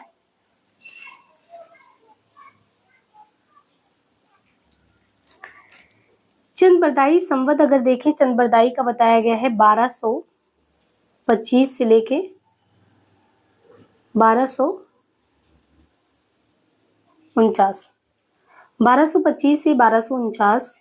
ये हिंदी के एक तो पहले महाकवि हैं। चंद बरदाई हिंदी के पहले महाकवि हैं और इनका जो है पृथ्वीराज रासो जो है हिंदी का पहला महाकवि। चंद जो है ये दिल्ली के अंतिम जो हिंदू सम्राट थे। दिल्ली के अंतिम हिंदू सम्राट कौन है? पृथ्वीराज। उनके सामंत और राजकवि दोनों थे। इससे इनके नाम में भावुक हिंदुओं के लिए एक विशेष प्रकार का आकर्षण है, क्योंकि दिल्ली के अंतिम हिंदू सम्राट, हिंदुओं में अगर दिल्ली का कोई अंतिम सम्राट है तो वो है चंद बरदाई। रासो के अनुसार ये भट्ट जाति के थे चंद बरदाई। भट्ट जाति के जगात नामक गोत्र के थे। इनके पूर्वजों की भूमि जो थी वो पंजाब थी, जहां लाहौर में इनका जन्म हुआ था। इनका और महाराज पृथ्वीराज यानी चंद बरदाई और पृथ्वीराज का जन्म कहते एक ही दिन हुआ। ये भी बहुत विशेष बात है। राजकवि जो है और जो राजा है दोनों लोग का जन्म एक ही दिन बता रहे हैं। और दूसरी एक संयोग बस बात की दोनों लोगों ने संसार ही एक दिन छोड़ा। राजकवि और राजा में कि जन्म भी एक ही दिन हो रहा है, संसार भी एक दिन छोड़ रहे हैं। ये महाराज पृथ्वीराज के राजकवि नहीं, उनके सखा हैं, सामंत हैं, राजकवि हैं, सब हैं। और एक दो नहीं, कितनी भाषाओं का ज्ञान है चंद बरदाई को? 6। व्याकरण, काव्य, साहित्य, छंद शास्त्र, ज्योतिष, पुराण, नाटक आदि इनकी विद्याओं में पारंगत थे। और इन्हें चंद बरदाई को जालंधरी देवी का इष्ट था, जिनकी कृपा से ये अदृष्ट काव्य भी कर सकते थे। मतलब इन्हें जालंधरी देवी का इष्ट था, जिनकी कृपा से अदृष्ट काव्य भी कर सकते थे। इनका जीवन पृथ्वीराज के जीवन के साथ ऐसा मिला जुला था कि अलग नहीं कर सकते। युद्ध में हो, आखेट में हो, सभा में हो, यात्रा में हो, सदा महाराज के साथ जहां जो बातें थी पृथ्वीराज के साथ चंद बरदाई। तो कुल मिला के पृथ्वीराज रासो जो है 2500 कितने का 2500 पृष्ठों का एक बहुत बड़ा ग्रंथ है, जिसमें आप देखेंगे 69 समय सर्गीय अध्याय है। प्राचीन समय में प्रचलित प्राय जितने भी छंद हैं, जितने भी प्रचलित प्राय सभी छंदों का व्यवहार आप देखेंगे तो इसमें हुआ है। लेकिन वही है कि सारे हुए हैं तो क्या सब इम्पोर्टेंट है? मुख्य कौन है? मुख्य कवित्व हैं छप्पे, दोहा, तोमर, त्रोटक, गाहा, आर्या। जैसे कादम्बरी के संबंध में प्रसिद्ध ये है कि उसका पिछला भाग बाढ़ के पुत्र ने पूरा किया। कादम्बरी के पिछले पार्ट को बाढ़ के पुत्र ने पूरा किया। वैसे ही रासो के पिछले भाग को भी चंद के पुत्र जल्लड़ ने किया। रासो के अनुसार जब शहाबुद्दीन गौरी पृथ्वीराज को कैद करके गजनी ले गया, क्योंकि पहले तो हार रहा था, फिर जब ये जीता तो पृथ्वीराज को कैद करके गजनी ले गया। तब कुछ दिन पीछे जो चंद थे इनके सखा वो भी वहीं गए। जाते समय कवि ने कहा अपने पुत्र जल्लड़ के हाथ में रासो की पुस्तक को पकड़ा के कि तुम इसे पूरा कर देना, मैं तो जा रहा हूं। तो किसको दे दिया? जल्लड़ को। और उसके पूरे किए जाने का उल्लेख रासों में ऐसे मिलता है: पुस्तक जल्लण हाथ दे, चले गज्जन नृपकाज, राग रघुनाथ चरित हनुमान कित, भूप भोज उद्धरिय जिमि, पृथ्वी राज सुजस कवि चंद कृत, चंद नंद उद्धरिय तिमि। पृथ्वीराज रासों में कहते हैं कि आबू के यज्ञकुंड से 4 क्षत्रिय, पृथ्वीराज में रासों में आबू का जो यज्ञकुंड है वहां से 4 क्षत्रिय कुलों की उत्पत्ति तथा जो चौहान है उन चौहानों के अजमेर में राजस्थान से लेकर पृथ्वीराज के पकड़े जाने तक का सविस्तार वर्णन है। इस ग्रंथ के अनुसार पृथ्वीराज जो थे वो अजमेर के चौहान राजा जो सोमेश्वर हैं उनके पुत्र, और अरडू राज के संबंध में हमने पहले भी बताया है आपको, आना सागर और सारे विशल देव के संबंध में। उनके अनुसार पृथ्वीराज जो है वो अजमेर के जो चौहान राजा थे, पृथ्वीराज अजमेर के चौहान राजा सोमेश्वर के पुत्र, और जो अरडू राज हैं उनके ये पौत्र हुआ करते। जो सोमेश्वर हैं उनका विवाह दिल्ली के तुंवर यानी तोमर राजा अनंगपाल की कन्या से हुआ। सोमेश्वर का विवाह किससे हुआ? दिल्ली के तुंवर राजा अनंगपाल की कन्या। अब इनकी कन्या से हुआ तो अनंगपाल की 2 कन्याएं थी, एक सुंदरी थी, एक कमला थी। सुंदरी का विवाह कन्नौज के राजा विजयपाल के साथ हो गया और इस संयोग से जयचंद राठौर की उत्पत्ति हुई। दूसरी कन्या कमला का विवाह अजमेर के चौहान सोमेश्वर के साथ हो गया, जिनके पुत्र पृथ्वीराज हुए। अब ये अनंगपाल ने अपने नाती पृथ्वीराज को मानते थे ज्यादा, उनको गोद ले लिया, जिससे हुआ क्या कि जो अजमेर और दिल्ली का राज एक हो गया। जयचंद को ये बात अच्छी नहीं लगी। उसने एक दिन राजसूय यज्ञ करके सब राजाओं को यज्ञ के भिन्न भिन्न काम के लिए निमंत्रित किया और इस यज्ञ के साथ ही अपनी कन्या संयोगिता का स्वयंवर रचा दिया। अब राजसूय यज्ञ में जब सब आए तो पृथ्वीराज नहीं आए। क्यों? क्योंकि जयचंद चिढ़ा था। उसने क्या किया, उनकी एक मूर्ति स्वर्ण मूर्ति द्वारपाल के रूप में द्वार पे रख दी। अब संयोगिता प्रेम करती थी इनसे पहले से पृथ्वीराज पे मोहित। जब उन्होंने जयमाल लेकर रंगभूमि में आई, पृथ्वीराज की मूर्ति को माला पहना दी। इस पर अब जयचंद की कंडीशन देखिए। पहले तो ये इनके यहाँ पे जो वंश है थोड़ी सी परंपरा को समझा दे, तब आपको ये कहानी समझ में आएगा।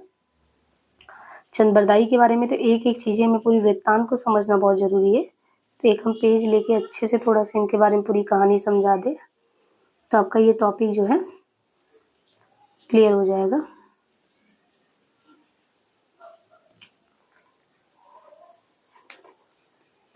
देखिए, चंद्रबरदाई और पृथ्वीराज की दोस्ती भी कमाल की थी, ये भी बहुत ध्यान रखने वाली बात है।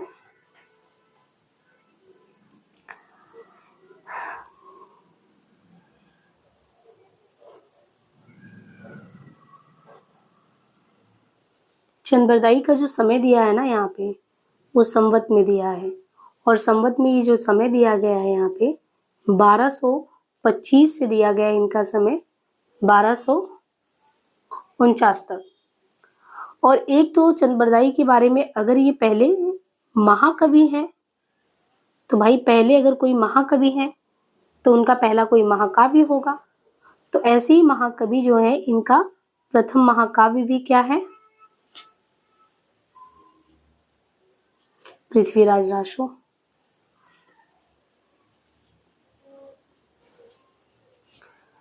अब ये जो है इनके बारे में बताया जा रहा है कि इसके लेखक हैं कौन। इसके लेखक का नाम क्या है? चंद्रबरदाई है। ये जो चंद्रबरदाई है ये कौन है? जो हिंदी के पहले महाकवि हैं, पृथ्वीराज रासो जैसे महाकाव्य भी लिख रहे हैं, तो कौन है? इनके बारे में सबसे खास बात आपको देखना है कि ये अंतिम हिंदू सम्राट है। कहाँ पे अंतिम हिंदू सम्राट है? दिल्ली में अंतिम हिंदू सम्राट भी है ये राजघराने में। लेकिन अच्छी बात ये कि ये अंतिम हिंदू सम्राट जो है इनको ये भी कहा जा रहा है कि ये लगभग कौन सी जाति के हैं, अगर देखें तो भट्ट जाति के हैं, भट्ट गोत्र के हैं। इनके जो पूर्वजों की भूमि है वो कहाँ पे है?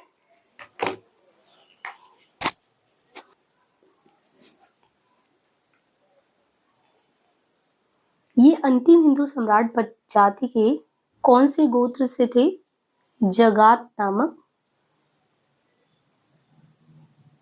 गोत्र से थे।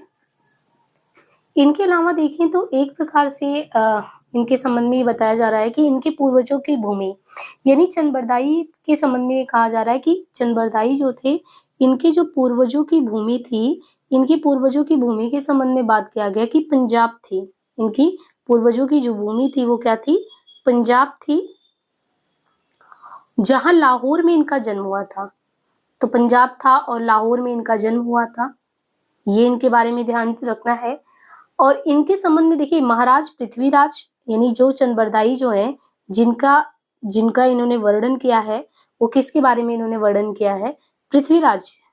पृथ्वीराज, तो पृथ्वीराज और जो चंद थे, इनके संबंध में खास बात ये है, ये अक्सर बहुत ही कम होता है, इतना इन लोगों के आपस में कहते हैं कि एक तरीके से साचर्य भाव, सखा का भाव था। सखा भी थे, सामंत भी थे, दोनों ही चीजें थी।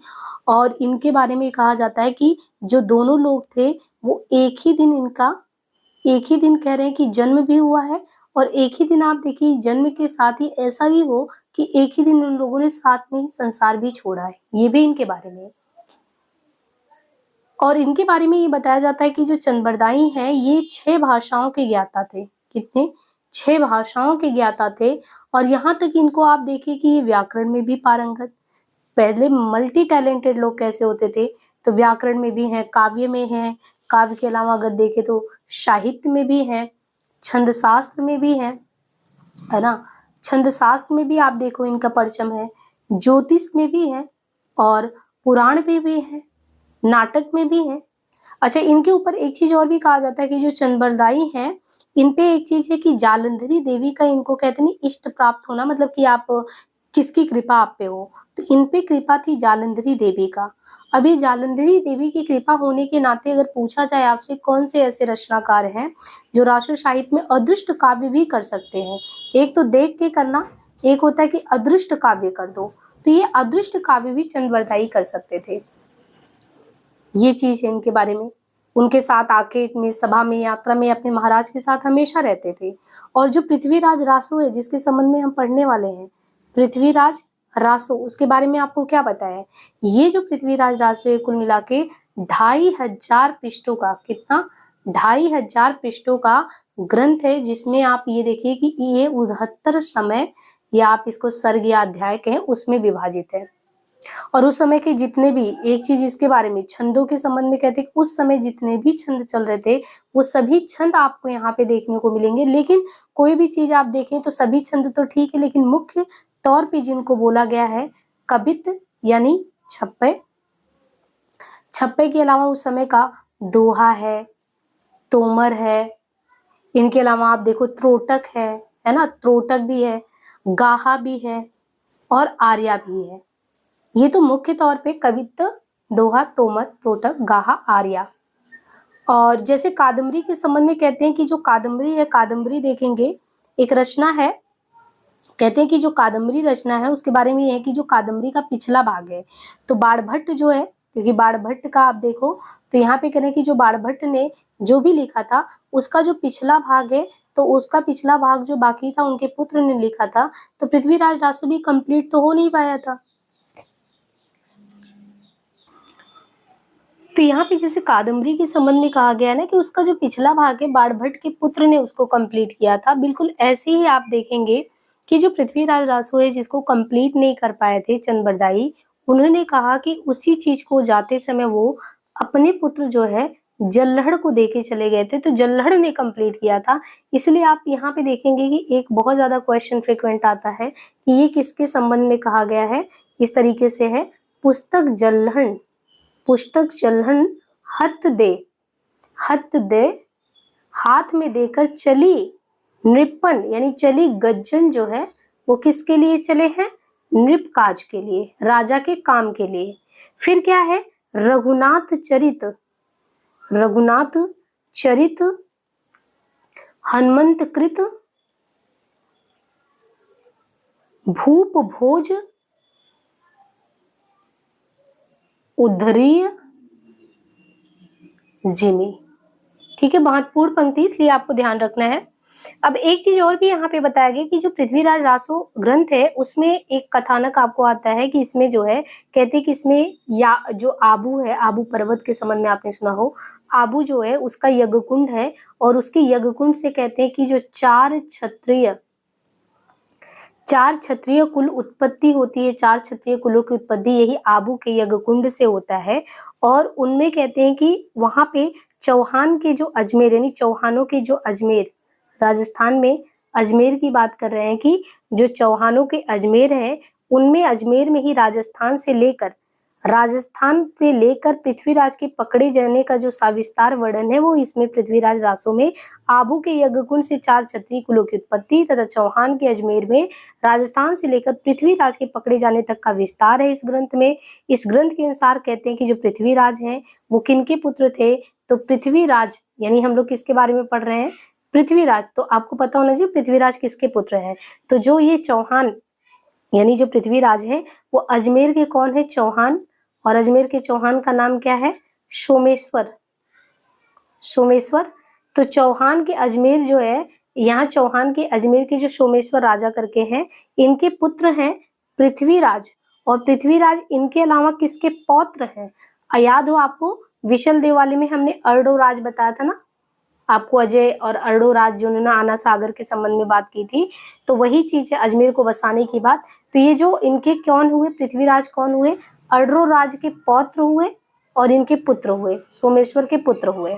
अब ये कहानी बड़े ध्यान से सुनना है। ये जो सोमेश्वर थे यानी जो पृथ्वीराज के पिता थे, यहाँ ध्यान से समझिए, ये पृथ्वीराज के सोमेश्वर पिता हैं। अब ये जो सोमेश्वर इनके पिता है ना, सोमेश्वर का जो विवाह होता है वो किससे होता है, वो एक दिल्ली के हैं, दिल्ली के तोमर राजा, दिल्ली के तोमर राजा, इसको आप इतिहास में पढ़ते हैं। यहाँ के राजा है अनंगपाल। तो इनकी रानी, इनकी जो है दिल्ली के जो तोमर अनंगपाल राजा है, इनकी एक नहीं बल्कि दो पुत्री है। यहाँ पे ध्यान रखना है, एक पुत्री का नाम इनके होता है सुंदरी और एक पुत्री का नाम इनके होता है कमला। तो कमला भी पुत्री है, सुंदरी भी पुत्री है। अब जो सुंदरी है उनका विवाह किससे होता है, सुंदरी का विवाह जो होता है ये इनका विवाह होता है कन्नौज के राजा विजयपाल के साथ। तो एक बेटी का साथ विवाह हो गया कन्नौज के राजा विजयपाल के साथ। और इस संयोग से जो है जयचंद जो है, अब इनसे उत्पन्न जो हुए, सुंदरी से जो उत्पन्न हुए जयचंद यानी विजयपाल के बेटे, ये जो जयचंद राठौर की उत्पत्ति यहाँ से हुई। और दूसरी कन्या जो कमला हुई, कमला का विवाह किससे हुआ, इनके पिता से हो गया, यानी पृथ्वीराज के पिता सोमेश्वर से इनका विवाह हो गया। ठीक है, अजमेर के सोमेश्वर से हो गया। अब इन्हीं के पुत्र आते हैं पृथ्वीराज। इसका मतलब मौसेरे भाई हुए, जयचंद सुंदरी से हुए, पृथ्वीराज कमला से हुए, दोनों मौसेरे भाई हुए। लेकिन दिक्कत क्या हुआ, आपको पता है कि जो अर्डोराज है इनके पौत्र है पृथ्वीराज, और जो कमला है इनकी माँ, पृथ्वीराज की जो माँ है। अब इनके जो है ये कहा गया है कि दूसरी कन्या जो कमला का विवाह अजमेर के सोमेश्वर के साथ हुआ, अनंगपाल जो थे उन्होंने अपने नाती, अनंगपाल यानी ये तोमर, तो ये तोमर के अनंगपाल के संबंध में कहा जा रहा है कि आप ये समझो कि ये जो अनंगपाल जी हैं इनके ये दोनों नाती हुए ना, जयचंद भी इनके नाती हुए, पृथ्वीराज भी इनके नाती हुए। लेकिन जो अनंगपाल थे उन्होंने गोद किसको लिया, पृथ्वीराज को गोद ले लिया। मतलब जयचंद को नहीं लिया, गोद किसको ले लिया, पृथ्वीराज को ले लिया है। अब गोद ले लिए इसलिए अजमेर और दिल्ली, यानी ये आपका क्या हो गया, ये दिल्ली के तोमर के हैं तो ये दिल्ली हो गया, और इनके पिता का सोमेश्वर का जो अजमेर हो गया वो दोनों एक हो गया ना, प्लस हो गया। और अपने आप गोद लेने की वजह से दोनों की गद्दी इनके हाथ में आ गई। अब एक नाती को इन्होंने गोद ले लिया, क्या ये दूसरे नाती को पसंद आएगा बात, आप ये सोचो, इस नाती को जयचंद को ये बात पसंद आएगा, नहीं आएगा। यहीं से दुश्मनी हो गया मौसेरे भाइयों में, यहीं से जो है दुश्मनी इनकी शुरू हो गई। उसने क्या किया, इसने यानी जयचंद ने क्या किया, एक दिन राजसूय यज्ञ कराया, और सब राजाओं को यज्ञ के राजसूय यज्ञ होता था तो सबको बुलाते थे, सबकी वीरता का परीक्षण होता था। तो ये जो जयचंद है इनकी बेटी का नाम है संयोगिता। तो ये सोचा कि लगे हाथ अपनी बेटी का जो है स्वयंवर भी कर दे, बड़े बड़े राजा आए हैं। तो इसने बेइज्जती करने के लिए जो पृथ्वीराज मौसेरे भाई, इनको क्या किया, क्योंकि बड़े राजाओं में ये भी है, तो इनका जो है एक मूर्ति, स्वर्ण मूर्ति, सोने की मूर्ति द्वारपाल के रूप में लगा दिया। अब ये जो संयोगिता है यानी जयचंद की बेटी, ये इनका प्रेम संबंध था, अनुराग था पृथ्वीराज के साथ, ये बात पता था उनको, तो बेइज्जत करने के लिए उस तरीके से लगा दी। लेकिन जब जयमाला लेके संयोगिता आती है तो जयचंद की जो मूर्ति है द्वार पे जो लगा था, उसी मूर्ति को माला पहना देती है। इस पर जयचंद यानी उनके पिता जो होते हैं, उसे घर से निकाल कर कहाँ भेज देते हैं, अपनी बेटी संयोगिता को गुस्से में भेज देते हैं गंगा किनारे। ये कथानक बताया गया इसमें, गंगा किनारे के महल में भेज देते हैं। ये जो बात है, पृथ्वीराज के सामंतों ने आके बता दिया कि ऐसे ऐसे हुआ। फिर पृथ्वीराज चुपचाप आके संयोगिता से कौन सा विवाह कर लेते, प्रेम विवाह को पहले गंधर्व कहते थे, गंधर्व विवाह वो करते हैं, और अंत में उसे वो हरण करके ले जाते हैं। इसके बाद रास्ते में जो जयचंद की सेना है, इनके बीच खूब लड़ाई वगैरह होता है, बहुत युद्ध होता है, और फिर संयोगिता को लेकर पृथ्वीराज जो है कुशलतापूर्वक दिल्ली आ जाता है। और फिर वो भोग विलास में बहुत ज्यादा समय व्यतीत करने लगते हैं। इस चक्कर में उनके बल का बहुत कुछ हाथ, तो जयचंद ने इनको लड़ाई करवा के करा दिया, दूसरे संयोगिता के प्रेम में ज्यादा पड़ गए, इनको ध्यान ही नहीं रहा। अब इनका क्या हुआ कि जयचंद से लड़ते लड़ते बहुत बार जो सामंत थे इनके मारे जा चुके थे। अब इतने में दुश्मन जो है वो मौका देख लेता है, तो इतने में शहाबुद्दीन गौरी को एक दो झटका दे चुके थे, और उसको ये बात जयचंद बताने वाला मिल गया, क्योंकि उसको नाराजगी थी। तो वो क्या किया कि अवसर देके शहाबुद्दीन चढ़ाई किया, पर हार गया और पकड़ा गया। फिर पृथ्वीराज ने उसे छोड़ दिया। वो बार बार चढ़ाई करता, और अंत में पृथ्वीराज पकड़ कर जो है गजनी भेज दिए गए। इनको बार बार वो चढ़ाई करता रहा, और अंत में पृथ्वीराज पकड़कर गजनी भेज दिए गए। कुछ काल के पीछे, यानी जब ये हारे पृथ्वीराज, आप देखते हैं 2-3 युद्ध हुआ, फिर जब ये मतलब कि पकड़े गए, गजनी भेज दिए गए, तो इनके दोस्त कौन है, चंद है, चंद बरदाई, वो कवि हैं, सामंत हैं, साथी हैं, सब कुछ। तो उनके पीछे कवि चंद भी अपने दोस्त के पीछे, किसके पीछे, ये पृथ्वीराज के पीछे गजनी पहुंच गए, यानी गजनी गए, क्योंकि दोस्त को तो गजनी लेके चले गए। और एक दिन क्या हुआ कि महल में सब बैठे हुए हैं, मजाक चल रहा है इनका, मजाक बनाया जा रहा है, तो एक दिन चंद के इशारे पर पृथ्वीराज ने क्या किया, शब्द भेदी बाढ़ चलाया, और शब्द भेदी बाढ़ द्वारा ही शहाबुद्दीन की मृत्यु हो जाती है, और फिर दोनों एक दूसरे को मारकर खुद मर जाते हैं। यानी एक दूसरे को ये लोग मार के खुद मार जाते हैं, उनको भी मार देते हैं। शहाबुद्दीन पृथ्वीराज के बैर का कारण ये लिखा गया है कि शहाबुद्दीन अपने यहाँ की एक सुंदरी पर आसक्त था, जो एक दूसरे पठान सरदार हुसैन शाह को चाहती थी। एक कथानक इनके बारे में ये भी है कि शहाबुद्दीन जो है ये हुसैन शाह को एक सुंदरी थी, वो चाहती थी, लेकिन ये शहाबुद्दीन उस हुसैन शाह की जो प्रेमिका थी उस पे आसक्त था, जो दूसरे को चाह रही थी। जब ये दोनों शहाबुद्दीन से तंग हुए, तब हार कर पृथ्वीराज के पास आए थे, और जब पृथ्वीराज से उन्होंने शरण मांगा, तो शहाबुद्दीन ने पृथ्वीराज के यहाँ कहला भेजा कि उन दोनों को अपने यहाँ से निकाल दो। पृथ्वीराज ने उत्तर दिया कि भाई हमारे यहाँ शरणागत आ गए हैं। यानी जब पृथ्वीराज के यहाँ शहाबुद्दीन की प्रेमिका प्रेमिका नहीं, उनको तो प्रेम नहीं कर रही थी, हुसैन शाह और वो सुंदरी आई, तो इन्होंने कहा हम शरणागत की रक्षा करेंगे। इसी में कहते हैं कि दोनों लोगों के बीच जो है रक्षा को लेकर, शरणागत को लेकर बैर हो गया था। ये तो पृथ्वीराज का मुख्य कैरेक्टर है। इसके बाद बीच में बहुत सारे राजाओं के साथ पृथ्वीराज का युद्ध हुआ, बहुत सारी राजकन्याओं के साथ विवाह की कथाएं, तो ये सब आप देखेंगे खास तौर पे ना रासो ग्रंथ में हम लोग पढ़ते हैं। तो जितने भी वृत्तांत ऊपर दिए गए, रासों में दिए गए संवत के ऐतिहासिक तथ्यों के साथ कहते हैं बिल्कुल मेल ना खाने के कारण, इसीलिए अनेक विद्वान कहते हैं कि जो ये शहाबुद्दीन वाली बात है, या चढ़ाई वाली बात है, चंद दरबार में शब्द भेदी बाढ़ चलाने की बात है, ये कहते हैं सब कुछ अगर ऐतिहासिक तथ्यों में तालमेल बिठाए तो कुछ भी समसामयिक नहीं लगता। इसलिए पृथ्वीराज रासो की पृथ्वीराज समसामयिक किसी कवि की रचना होने में पूरा संदेह है। और इससे कहते हैं कि इसे आप मान लो कि ऐसा लगता है 16वीं सदी में लिखा गया एक जाली ग्रंथ है। अगर आपसे कोई पूछे जाली ग्रंथ क्यों, तो आप कहेंगे कि क्योंकि जब ये लोग थे तो उसके इतिहास से अगर तालमेल बिठाए तो कुछ मिलता ही नहीं।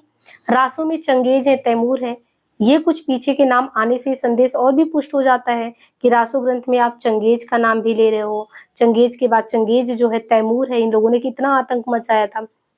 तो प्रसिद्ध इतिहासज्ञ राय बहादुर जो पंडित है, राय बहादुर पंडित जो है, गौरी शंकर इन्हीं का नाम है ना पूरा, गौरी शंकर हीराचंद ओझा जब आप पढ़ते हैं तो राय बहादुर गौरी शंकर हीराचंद ओझा, तो ये कहते हैं कि इतिहासज्ञ है, तो कहते हैं रासों में जो भी वर्णित घटना संबत है उनको बिल्कुल भाटों की कल्पना मानते हैं, कि इनको कल्पना किसने किया था, ये भाटों ने कल्पना की, एक भी बात सही नहीं है, गौरी शंकर हीराचंद ओझा कहते हैं। और फिर पृथ्वीराज की सभा के कश्मीरी कवि, इन्हीं के यहाँ पे कहते हैं एक जो इनके सभा में एक कोई कश्मीरी कवि रहते थे, इन्हीं से देखिए पासा ही पलट गया। एक इनके यहाँ पे एक कश्मीरी कवि हैं, उनका नाम क्या है, जयानक, और जयानक भी एक रचना कर देते हैं। जयानक का रचना का नाम है पृथ्वीराज विजय। तो यहाँ पे कहते हैं कि जो पृथ्वीराज की राजसभा में एक कश्मीरी कवि जयानक था, उसने संस्कृत में एक रचना लिखी पृथ्वीराज विजय, एक काव्य लिखा जो पूरा नहीं मिलता है, पूरा नहीं मिलता, उसमें दिए जो संवद घटनाएं हैं वो अगर मिलाएंगे तो वो मैच करता है, वो ठीक लगता है। क्योंकि उसमें क्या है, उसने पृथ्वीराज की माता का नाम क्या रखा है, ये जो पृथ्वीराज की माता का नाम यहाँ पे हमने क्या बताया था आपको, कमला। कहता है कमला नहीं रखा है, उसने वहां पे पृथ्वीराज की माता का नाम रखा है कर्पूर देवी। कर्पूर देवी, जयानक के कश्मीरी कवि जयानक ने जो पृथ्वीराज विजय में कर्पूरी देवी बताया, ना कि कमला बताया है। कमला तो रासो में बताया गया है। और कहते हैं कर्पूर देवी इसलिए कहते हैं क्योंकि इसका समर्थन हांसी का जो एक शिलालेख है उसमें भी यही बात मिलता है। तो ये प्रामाणिक और समसामयिक पृथ्वीराज विजय लगता है, ना कि वो लगता है। उसके तथा हमीर महाकाव्य आदि कई प्रामाणिक ग्रंथों के अनुसार सोमेश्वर का दिल्ली के तोमर राजा अनंगपाल की पुत्री से विवाह होना और पृथ्वीराज का अपने नाना की गोद जाना, या राणा समर सिंह का पृथ्वीराज का समकालीन होना और उनके पक्ष में लड़ना, संयोगिता व हरण की घटना, ये सब कहते हैं असंगत लगता है। और इस प्रकार जो आबू के यज्ञ से चौहान 4 अग्निकुल की उत्पत्ति की कथा है, शिलालेख से जांच कर रहे हैं तो कुछ भी नहीं मिला, क्योंकि इनमें से सोलंकी, चौहान, ये सब कई कुल जो थे उन प्राचीन राजाओं के शिलालेख मिले हैं, जिनमें वे सूर्यवंशी, चंद्रवंशी आदि कहे गए हैं। अग्निकुल का तो कोई उल्लेख ही नहीं है।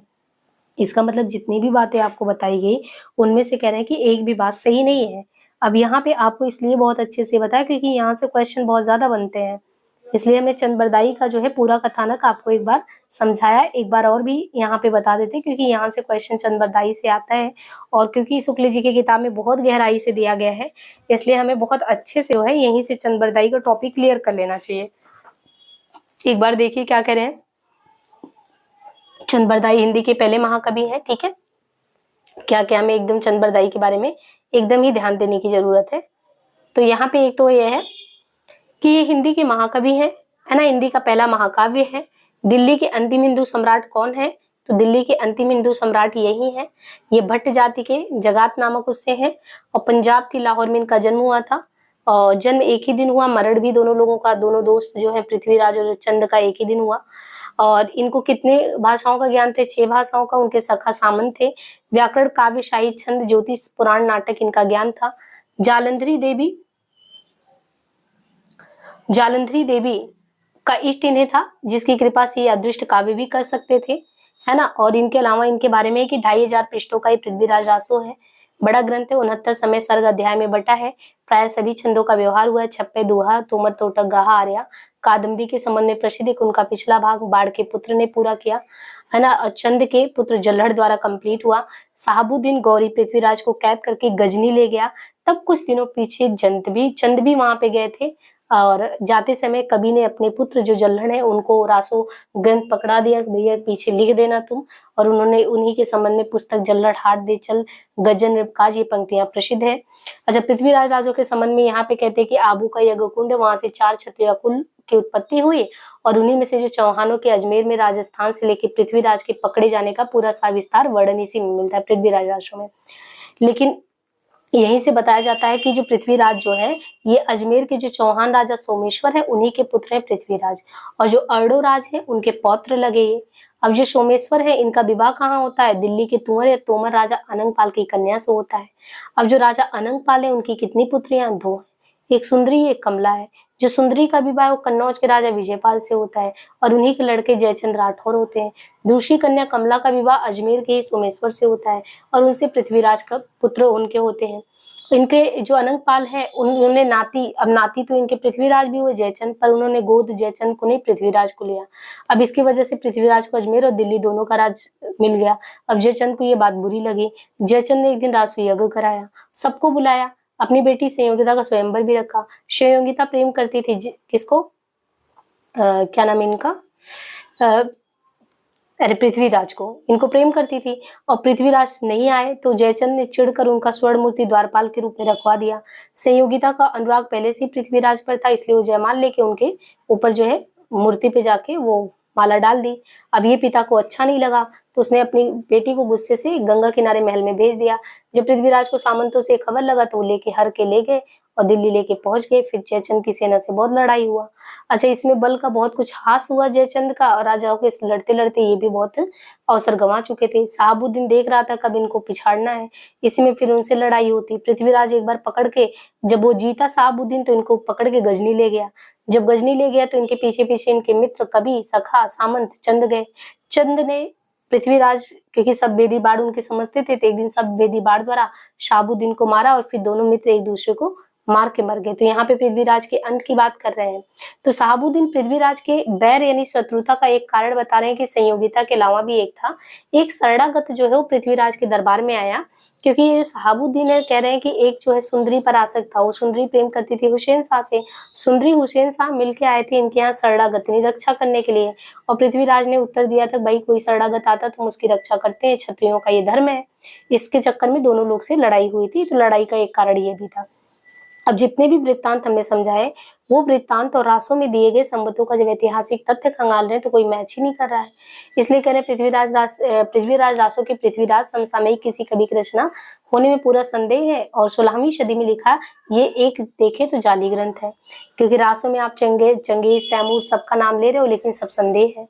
और प्रसिद्ध इतिहासज्ञ राय बहादुर पंडित गौरी शंकर हीराचंद ओझा है, वो रासों में वर्णित घटना तथा संवतों को बिल्कुल भाटों की कल्पना मान रहे हैं कि ये सब भाटों की कल्पना है।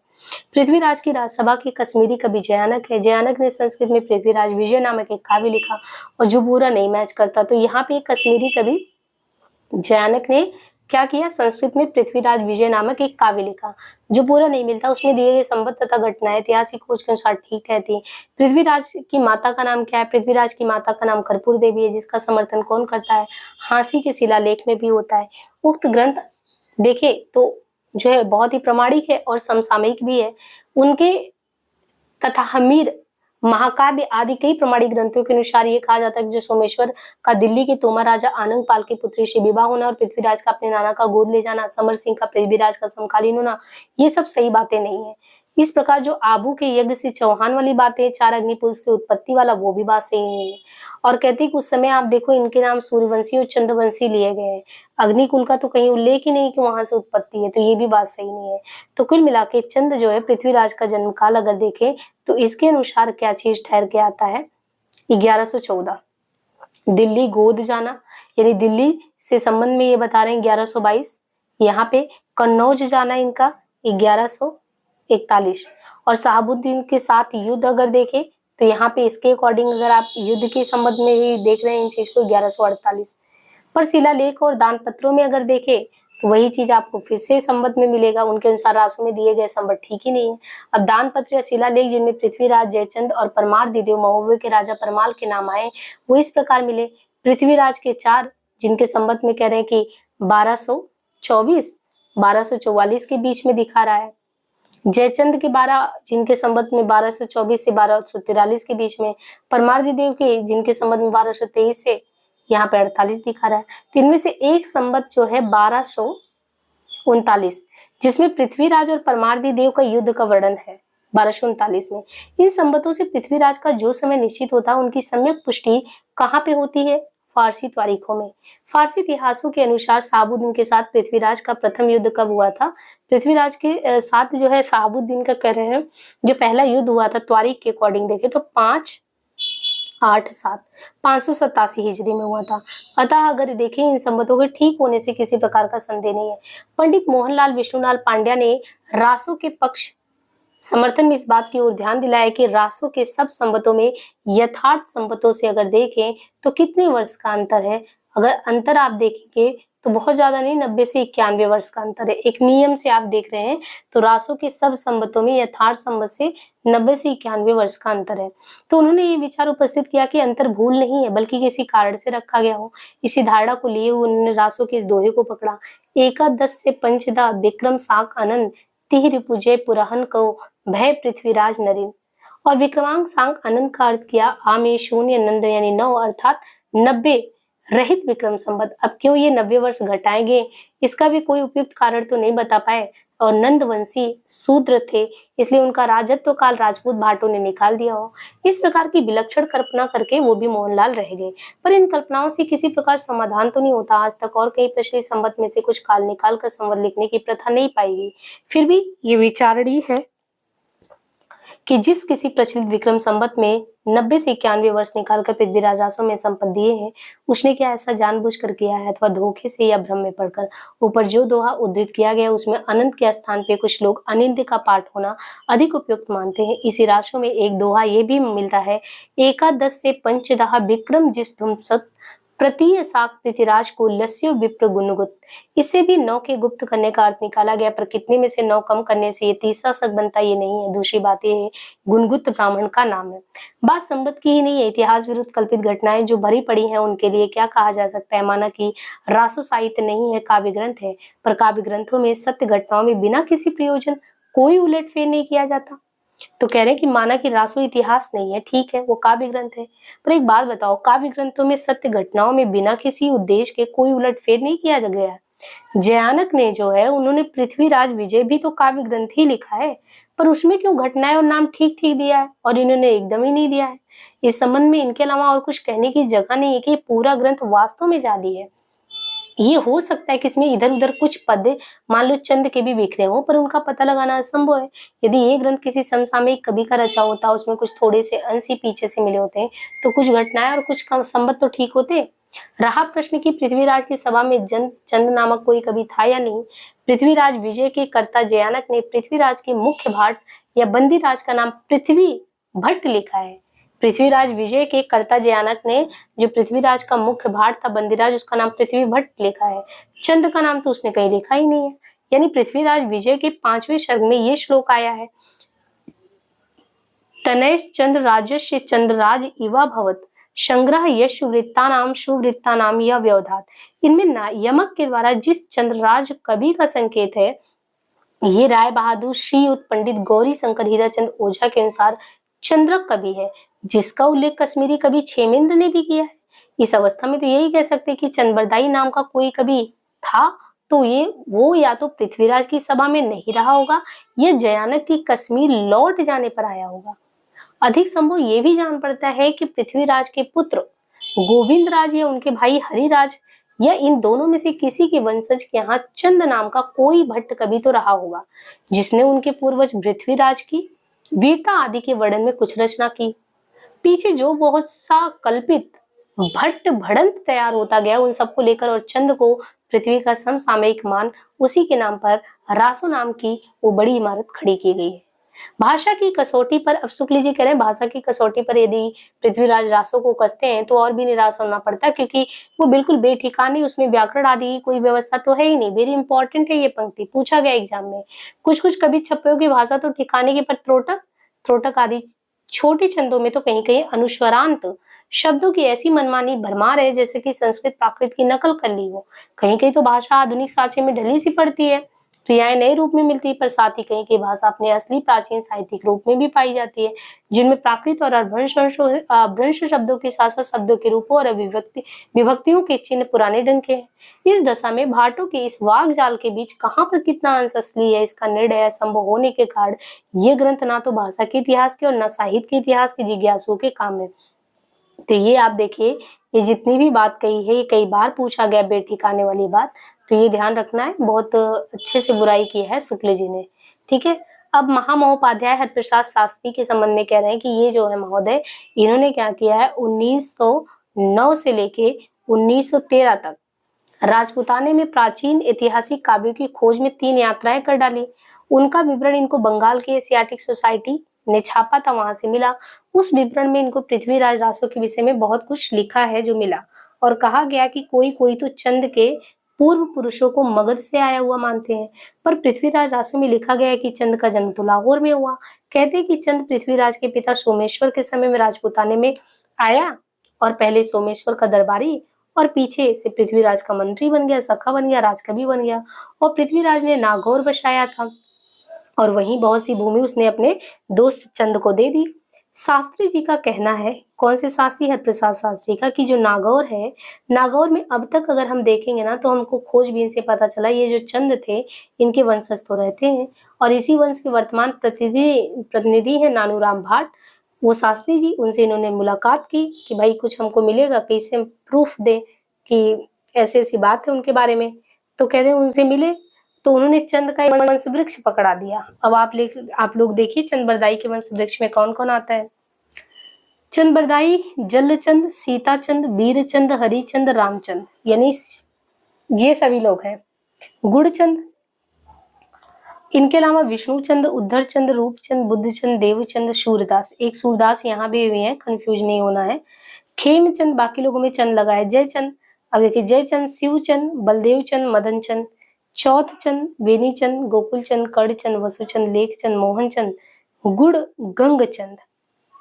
अब उसी में और रामेश्वर, गंगाधर, भगवान सिंह, कर्म सिंह, माथुर सिंह, वा गोविंद सिंह, मान सिंह, विजय सिंह, आनंद राय जी, आसू जी, गुमान जी, कड़ीदान जी, जैतमल जी, बीरचंद जी, खुद घमंडी राज जी, वृद्धचंद जी, नानूराम जी। अब नानूराम जी से मुलाकात किए थे तो नानूराम जी कहते हैं कि देखो भाई चंद जो थे उनके 4 लड़के थे, जिनमें से एक मुस्लिम हो गए, दूसरे का कुछ पता नहीं, तीसरे के वंशज अंभोर में जा बसे और चौथे का नागौर में। तो 4 लोग कहाँ कहाँ बस गए? 4 लड़के थे, एक मुस्लिम हो गए, दूसरे का पता ही नहीं, तीसरा कहाँ पे बस गए? अंभोर में बस गए, चौथा नागौर में बस गए। पृथ्वीराज रासो में चंद के लड़कों का उल्लेख ऐसे: दहती पुत्र कविचंद के सुंदर रूप सुजान, दहती पुत्र कविचंद के सुंदर रूप सुजान, एक जल गुण बावरो, गुण समुद्र ससभान। तो पृथ्वीराज रासो में कवि चंद के, कह रहे पृथ्वीराज रासो में तो कवि के चंद के 10 पुत्रों का नाम दिया है। और सूरदास की जो साहित्य लहरी है, सूरदास की कहते हैं साहित्य लहरी की टीका में भी एक पद ऐसा है जिसमें सूर की वंशावली दी है, और वो पद ये है कि प्रथम ही पृथु यज्ञ ते प्रे पे भे प्रकट अद्भुत रूप, ब्रह्म राव विचारी ब्रह्मा राकु नाम अनूप, पान पै देवी दियो शिव आदि सुर सुख पाए, कहो दुर्गा पुत्र तेरो भयो अधि अधिकाय। पारी पयान सुरन के सुर सहित स्तुति कीन, तासु वंश प्रशंस में बहुत चंद चारु प्रवीण नवीन। भूप पृथ्वीराज दीन्हो तीन्हे ज्वाला देश, तने ताके 4 कीनो, प्रथम आप नरेश 4 कीनो। दूसरे गुणचंद, तासुत उनके शीलचंद, वीरचंद प्रताप पूरन भयो अद्भुत रूप, रणथंबोर हमीर भूपति संगत खेलत जाए, तासु वंश अनूप भो हरिचंद आति विख्यात। देखिए सारे पुत्रों का कैसा वर्णन आ रहा है। आगरे रही गोपचल में रहो तासुत वीर, पुत्र जन्मे 7 ताके महाभट गंभीर, कृष्णचंद उदारचंद रूपचंद सुभाय, बुद्धिचंद प्रकाश चौथे चंद वे सुखदाई, देवचंद प्रबोध संस्कृत ताको नाम भयो शक्तो नाम सूरजवंत मंद निकाम। इन दोनों वंशावलियों के मिलाने पर मुख्य भेद ये प्रकट होता है कि नानूराम जो थे नानूराम ने जिनको जल्लचंद की वंश परंपरा में बताया गया है, उस पद में उन्हें गुड़चंद की परंपरा में कहा गया है। बाकी नाम प्राय मिलते। तो नानू का कहना है कि जो चंद थे उन्होंने 3 या 4 हजार श्लोक संख्या में अपना काव्य लिखा। उनके पीछे उनके लड़के ने अंतिम 10 समयों को लिखकर उस ग्रंथ को पूरा किया। पीछे से और लोग उसमें अपनी रुचि अथवा आवश्यकता के अनुसार जोड़ तोड़ करते रहे। अंत में अकबर के समय में इसने एक प्रकार से परिवर्तित रूप धारण किया। अकबर ने इस प्रसिद्ध ग्रंथ को सुना। उनके इस प्रकार उत्साह प्रदर्शन पर कहते हैं कि उस समय रासो नामक अनेक ग्रंथों की रचना की गई। नानूराम का कहना है कि असली पृथ्वीराज रासो की प्रति मेरे पास है, पर उन्होंने महोबा समय की जो नकल महामहोपाध्याय हरप्रसाद शास्त्री को दी थी वो और भी ऊटपटांग और रद्दी है। पृथ्वीराज रासो के पद्मावती समय के कुछ पद्य नमूने हैं: हिंदुवान थान उत्तम सुदेश, तह उदित दुग्ग दिल्ली सुदेश, संभरी नरेश चहुआन थान पृथ्वीराज जहां रांजत भान, संभरी नरेश सोमेश पुत्र देवत रूप अवतार दत्त जी, पाकरी शाह साहब लीन त्युबेरी करिए पानी पिहीन, सिंह निसौ गुन्नी चढ़ीन जंजीर, चुक्कई न सबद बेदंत तेर। और ये कई बार एग्जाम में पूछा गया। मनहु कला ससभान कला 1600 बन्य, बाल बैस ससिता समीप अमृत रस पिन्य, बिगसी कमला सिंह भमर वेणु खंजन मृगलिट्य, हीर कीर अरबिंब मोति नक्सिक अहि धुट्टिय, कुटिल केस सुदेश पोह पर चियत पिक सही, कमल गंध वै संध हंस गति चालित मंदवंत, प्रिय पृथ्वीराज नरेश जोग लिखी कग्गर दीनो, लगन बरब रचि सौरभ दिन द्वादश लेनो। तो पूछा जाता है ये पंक्तियां कहाँ से है, ये भी पूछा गया। बज्जिय घोर निशान रान चौहान चहुदेश, सकल सूर सामंत समरिय बल जनतंत्र देश। कढ़त तेक मन बेग लगत मनो बीजु झट घट, थकी रहे सुर कौतिक गगन रगन मगन भई सोनदर। सुरासान मुल्तान गंधार मीर बलियोशियो, बल तेंग अच्युक तेरम रोहंगे फिर मलबी सुमानी, ठठी ठट बलोच ढाल निशानी। अब यहाँ पे आप देखिए ना कि यहाँ तक 3 कवियों के बारे में इन्होंने जिक्र किया। इन्होंने खुमार रासो, फिर विशल देव, फिर चंद बरदाई। अब इसके बाद 4-5 में भट्ट केदार और मधुकर कवि हैं, इनके बारे में है इसी में। छठे पे जगनीक को लिया है और 7वें पे श्रीधर को लिया है। और ये इस तरीके से आप देखेंगे तो ये जो है चौथा प्रकरण है समाप्त हो जाता। तो हम इसी में देख लेते हैं, है ना, यही में देख लेते हैं थोड़ा सा। इसके बाद इन्होंने जिस कवि का जिक्र किया है भट्ट केदार मधुकर कवि। अब भट्ट केदार और मधुकर कवि का इन्होंने समय क्या बताया है आप देखें, तो इन्होंने कहा है कि ये है इनका समय 1224 से लो 1243, ठीक, 1224 से 1243। जिस प्रकार कहते हैं कि चंदबरदाई जो है महाराज पृथ्वीराज को कीर्तिमान किया, उसी प्रकार ये जो भट्ट केदार है वो कन्नौज के सम्राट हैं जयचंद, उनका गुण गाए। तो भट्ट केदार कन्नौज के सम्राट जो थे उनका, तो मतलब जैसे आप समझो कि पृथ्वीराज का चंदबरदाई ने, तो ये कन्नौज के ही सम्राट है जयचंद। याद हो उनका विवाह किससे हुआ था, सुंदरी का। तो वैसे ही भट्ट केदार ने जो है कन्नौज के सम्राट जयचंद का गुण गाया। रासों में आप देखो तो चंद और भट्ट केदार और इनके बीच संवाद का एक स्थान पे उल्लेख भी दोनों लोग बात भी करते हैं।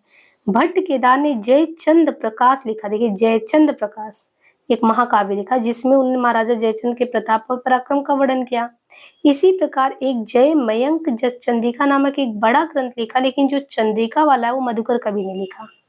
पर दुर्भाग्य से दोनों ग्रंथ आज उपलब्ध नहीं है, केवल इनका उल्लेख आपको मिलेगा सिंघायज दयाल दास कृत राठौड़ारी ख्यात में। मतलब ना जयचंद्र प्रकाश पता है भट्ट केदार का, ना मधुकर कवि का चंद्रिका, तो उल्लेख कहाँ मिल रहा है, सिंघायज दयाल कृत राठौड़ारी ख्यात में मिलता है। और ये जो है बीकानेर का राज पुस्तक भंडार है वहां पे सुरक्षित है। इसी ख्याति में लिखा है कि दयाल दास ने आदि से लेकर कन्नौज तक का वृत्तांत जो है इन्हीं दोनों ग्रंथों के आधार पर लिखा है दयाल दास ने, जो यहाँ पे है। इतिहासक इस बात को अच्छी तरह जानते हैं कि विक्रम की 13वीं शताब्दी के शुरुआत में उत्तर भारत के 2 प्रधान साम्राज्य थे। एक तो गहरवार राठौड़ों का बहुत विशाल साम्राज्य था, इनकी राजधानी कन्नौज हुआ करता था। विक्रम की 13वीं सदी की बात है। और इसी गहरवारों की विशाल साम्राज्य जिसकी कन्नौज राजधानी, इसी के तहत प्राय सारा मध्य देश भी आता, काशी से कन्नौज तक। दूसरा जो चौहानों का था जिसकी राजधानी दिल्ली हुआ करती थी, जिसके तहत दिल्ली से अजमेर तक का जो पश्चिमी प्रांत था वो आता। तो कहने की जरूरत नहीं कि इन दोनों में गहरवारों का साम्राज्य ज्यादा विस्तृत धन धान्य से संपन्न था और देश के प्रधान भाग पर पड़ता। तो गहरवारों की 2 राजधानियां हो करती थी, एक कन्नौज एक काशी। इसी से जो कन्नौज के गहरवार है वो राजा काशीराज कहलाते थे। कन्नौज के गहरवार राजा काशीराज कहलाते थे। जिस प्रकार पृथ्वीराज का प्रभाव जो था वो राजपूताने के राजाओं पर था, उसी प्रकार जयचंद का प्रभाव किस पे था, तो जिस प्रकार ये पृथ्वीराज का राजपूतानों के राजाओं पर जो कब्जा था, जयचंद का प्रभाव बुंदेलखंड के राजाओं पर था। कालिंजर या महोबे के चंदेल राजा परमार दिदेव परमाल, ये जयचंद का मित्र हुआ करता था, यह सामंत भी, जिसके कारण पृथ्वीराज ने उन पर चढ़ाई की थी। चंदेल जो था वो कन्नौज के पक्ष में दिल्ली के चौहान पृथ्वीराज से बराबर लड़ता था, क्योंकि दोस्ती थी। तो चंदेल जो था वो किसके, चंदेल कन्नौज के पक्ष में। अब कन्नौज किसके, जयचंद का, तो चंदेल कन्नौज मिल के लड़ रहे हैं और किसके, पृथ्वीराज के खिलाफ लड़ते थे। इसके बाद जगनीक के संबंध में बताया गया कि जो जगनीक का समय वो 1230 है। और जगनीक कौन है, एक ऐसे प्रसिद्ध है कि एक कालिंजर जो है, कालिंजर के राजा परमार के यहाँ जगनीक, तो जो कालिंजर के राजा है परमार, उनके यहाँ एक जगनीक नाम का कौन था, एक भाट था, जिन्होंने क्या किया, महोबे के 2 देश प्रसिद्ध वीर थे आला और उदय सिंह, इनके वीर चरित्र का वर्णन किया, वो भी एक वीर गीतात्मक काव्य के रूप में आला उदल का ये जगनीक का हमारे सामने आता है, जो इतना सर्पीय हुआ कि उनके वीर गीतों का प्रचार क्रमशः सारे उत्तरी भारत में, विशेषता आप सब प्रदेशों में जो कन्नौज साम्राज्य के तहत था वहां हुआ। तो जगनी के काव्य का आज कहीं पता नहीं है, पर उनके आधार पर प्रचलित गीत हिंदी भाषी भाषा प्रांतों में गांव-गांव में होता है। ये गीत आल्हा के नाम से प्रसिद्ध है और ये कब गाया जाता है आल्हा? बरसात में। गाँव में जाकर देखेंगे तो मेघ गर्जन के बीच में किसी अल्हैद के ढोल बजने लगते हैं। ये उसी में से 12 बरिस ले कुकुर जिए और 13 ले जिए सिया। बरिस 18 छत्री, यानी 18 साल ही छत्री जीते हैं, बाकी जीवन जी गए तो धिक्कार है। इस प्रकार साहित्यिक रूप में ना रहने पर भी जनता के कंठ में जगनी का संगीत जो है वो वीर दर्पूर्ण प्रतिध्वनि के साथ आज भी गूंजता है। इस दीर्घ काल यात्रा में उनका बहुत कुछ करे और बदल गया। देश और काल के अनुसार भाषा में ही परिवर्तन नहीं हुआ, वस्तु में भी हुआ। बहुत से नए अस्त्रों जैसे अब बंदूक, किरीच, देश और जातियों जैसे फिरंगी के नाम सम्मिलित हो गए और बराबर हो रहे हैं। यदि ये ग्रंथ साहित्यिक प्रबंध पद्धति पर लिखा गया होता तो कहीं न कहीं राजकीय पुस्तकालयों में कोई प्रति होता। पर ये कहते हैं कि नहीं, ये तो गाने के लिए रचा गया था। इनमें पंडितों और विद्वानों के हाथ इनकी रक्षा की और नहीं बढ़े। जनता के बीच ही ये गूंज रही।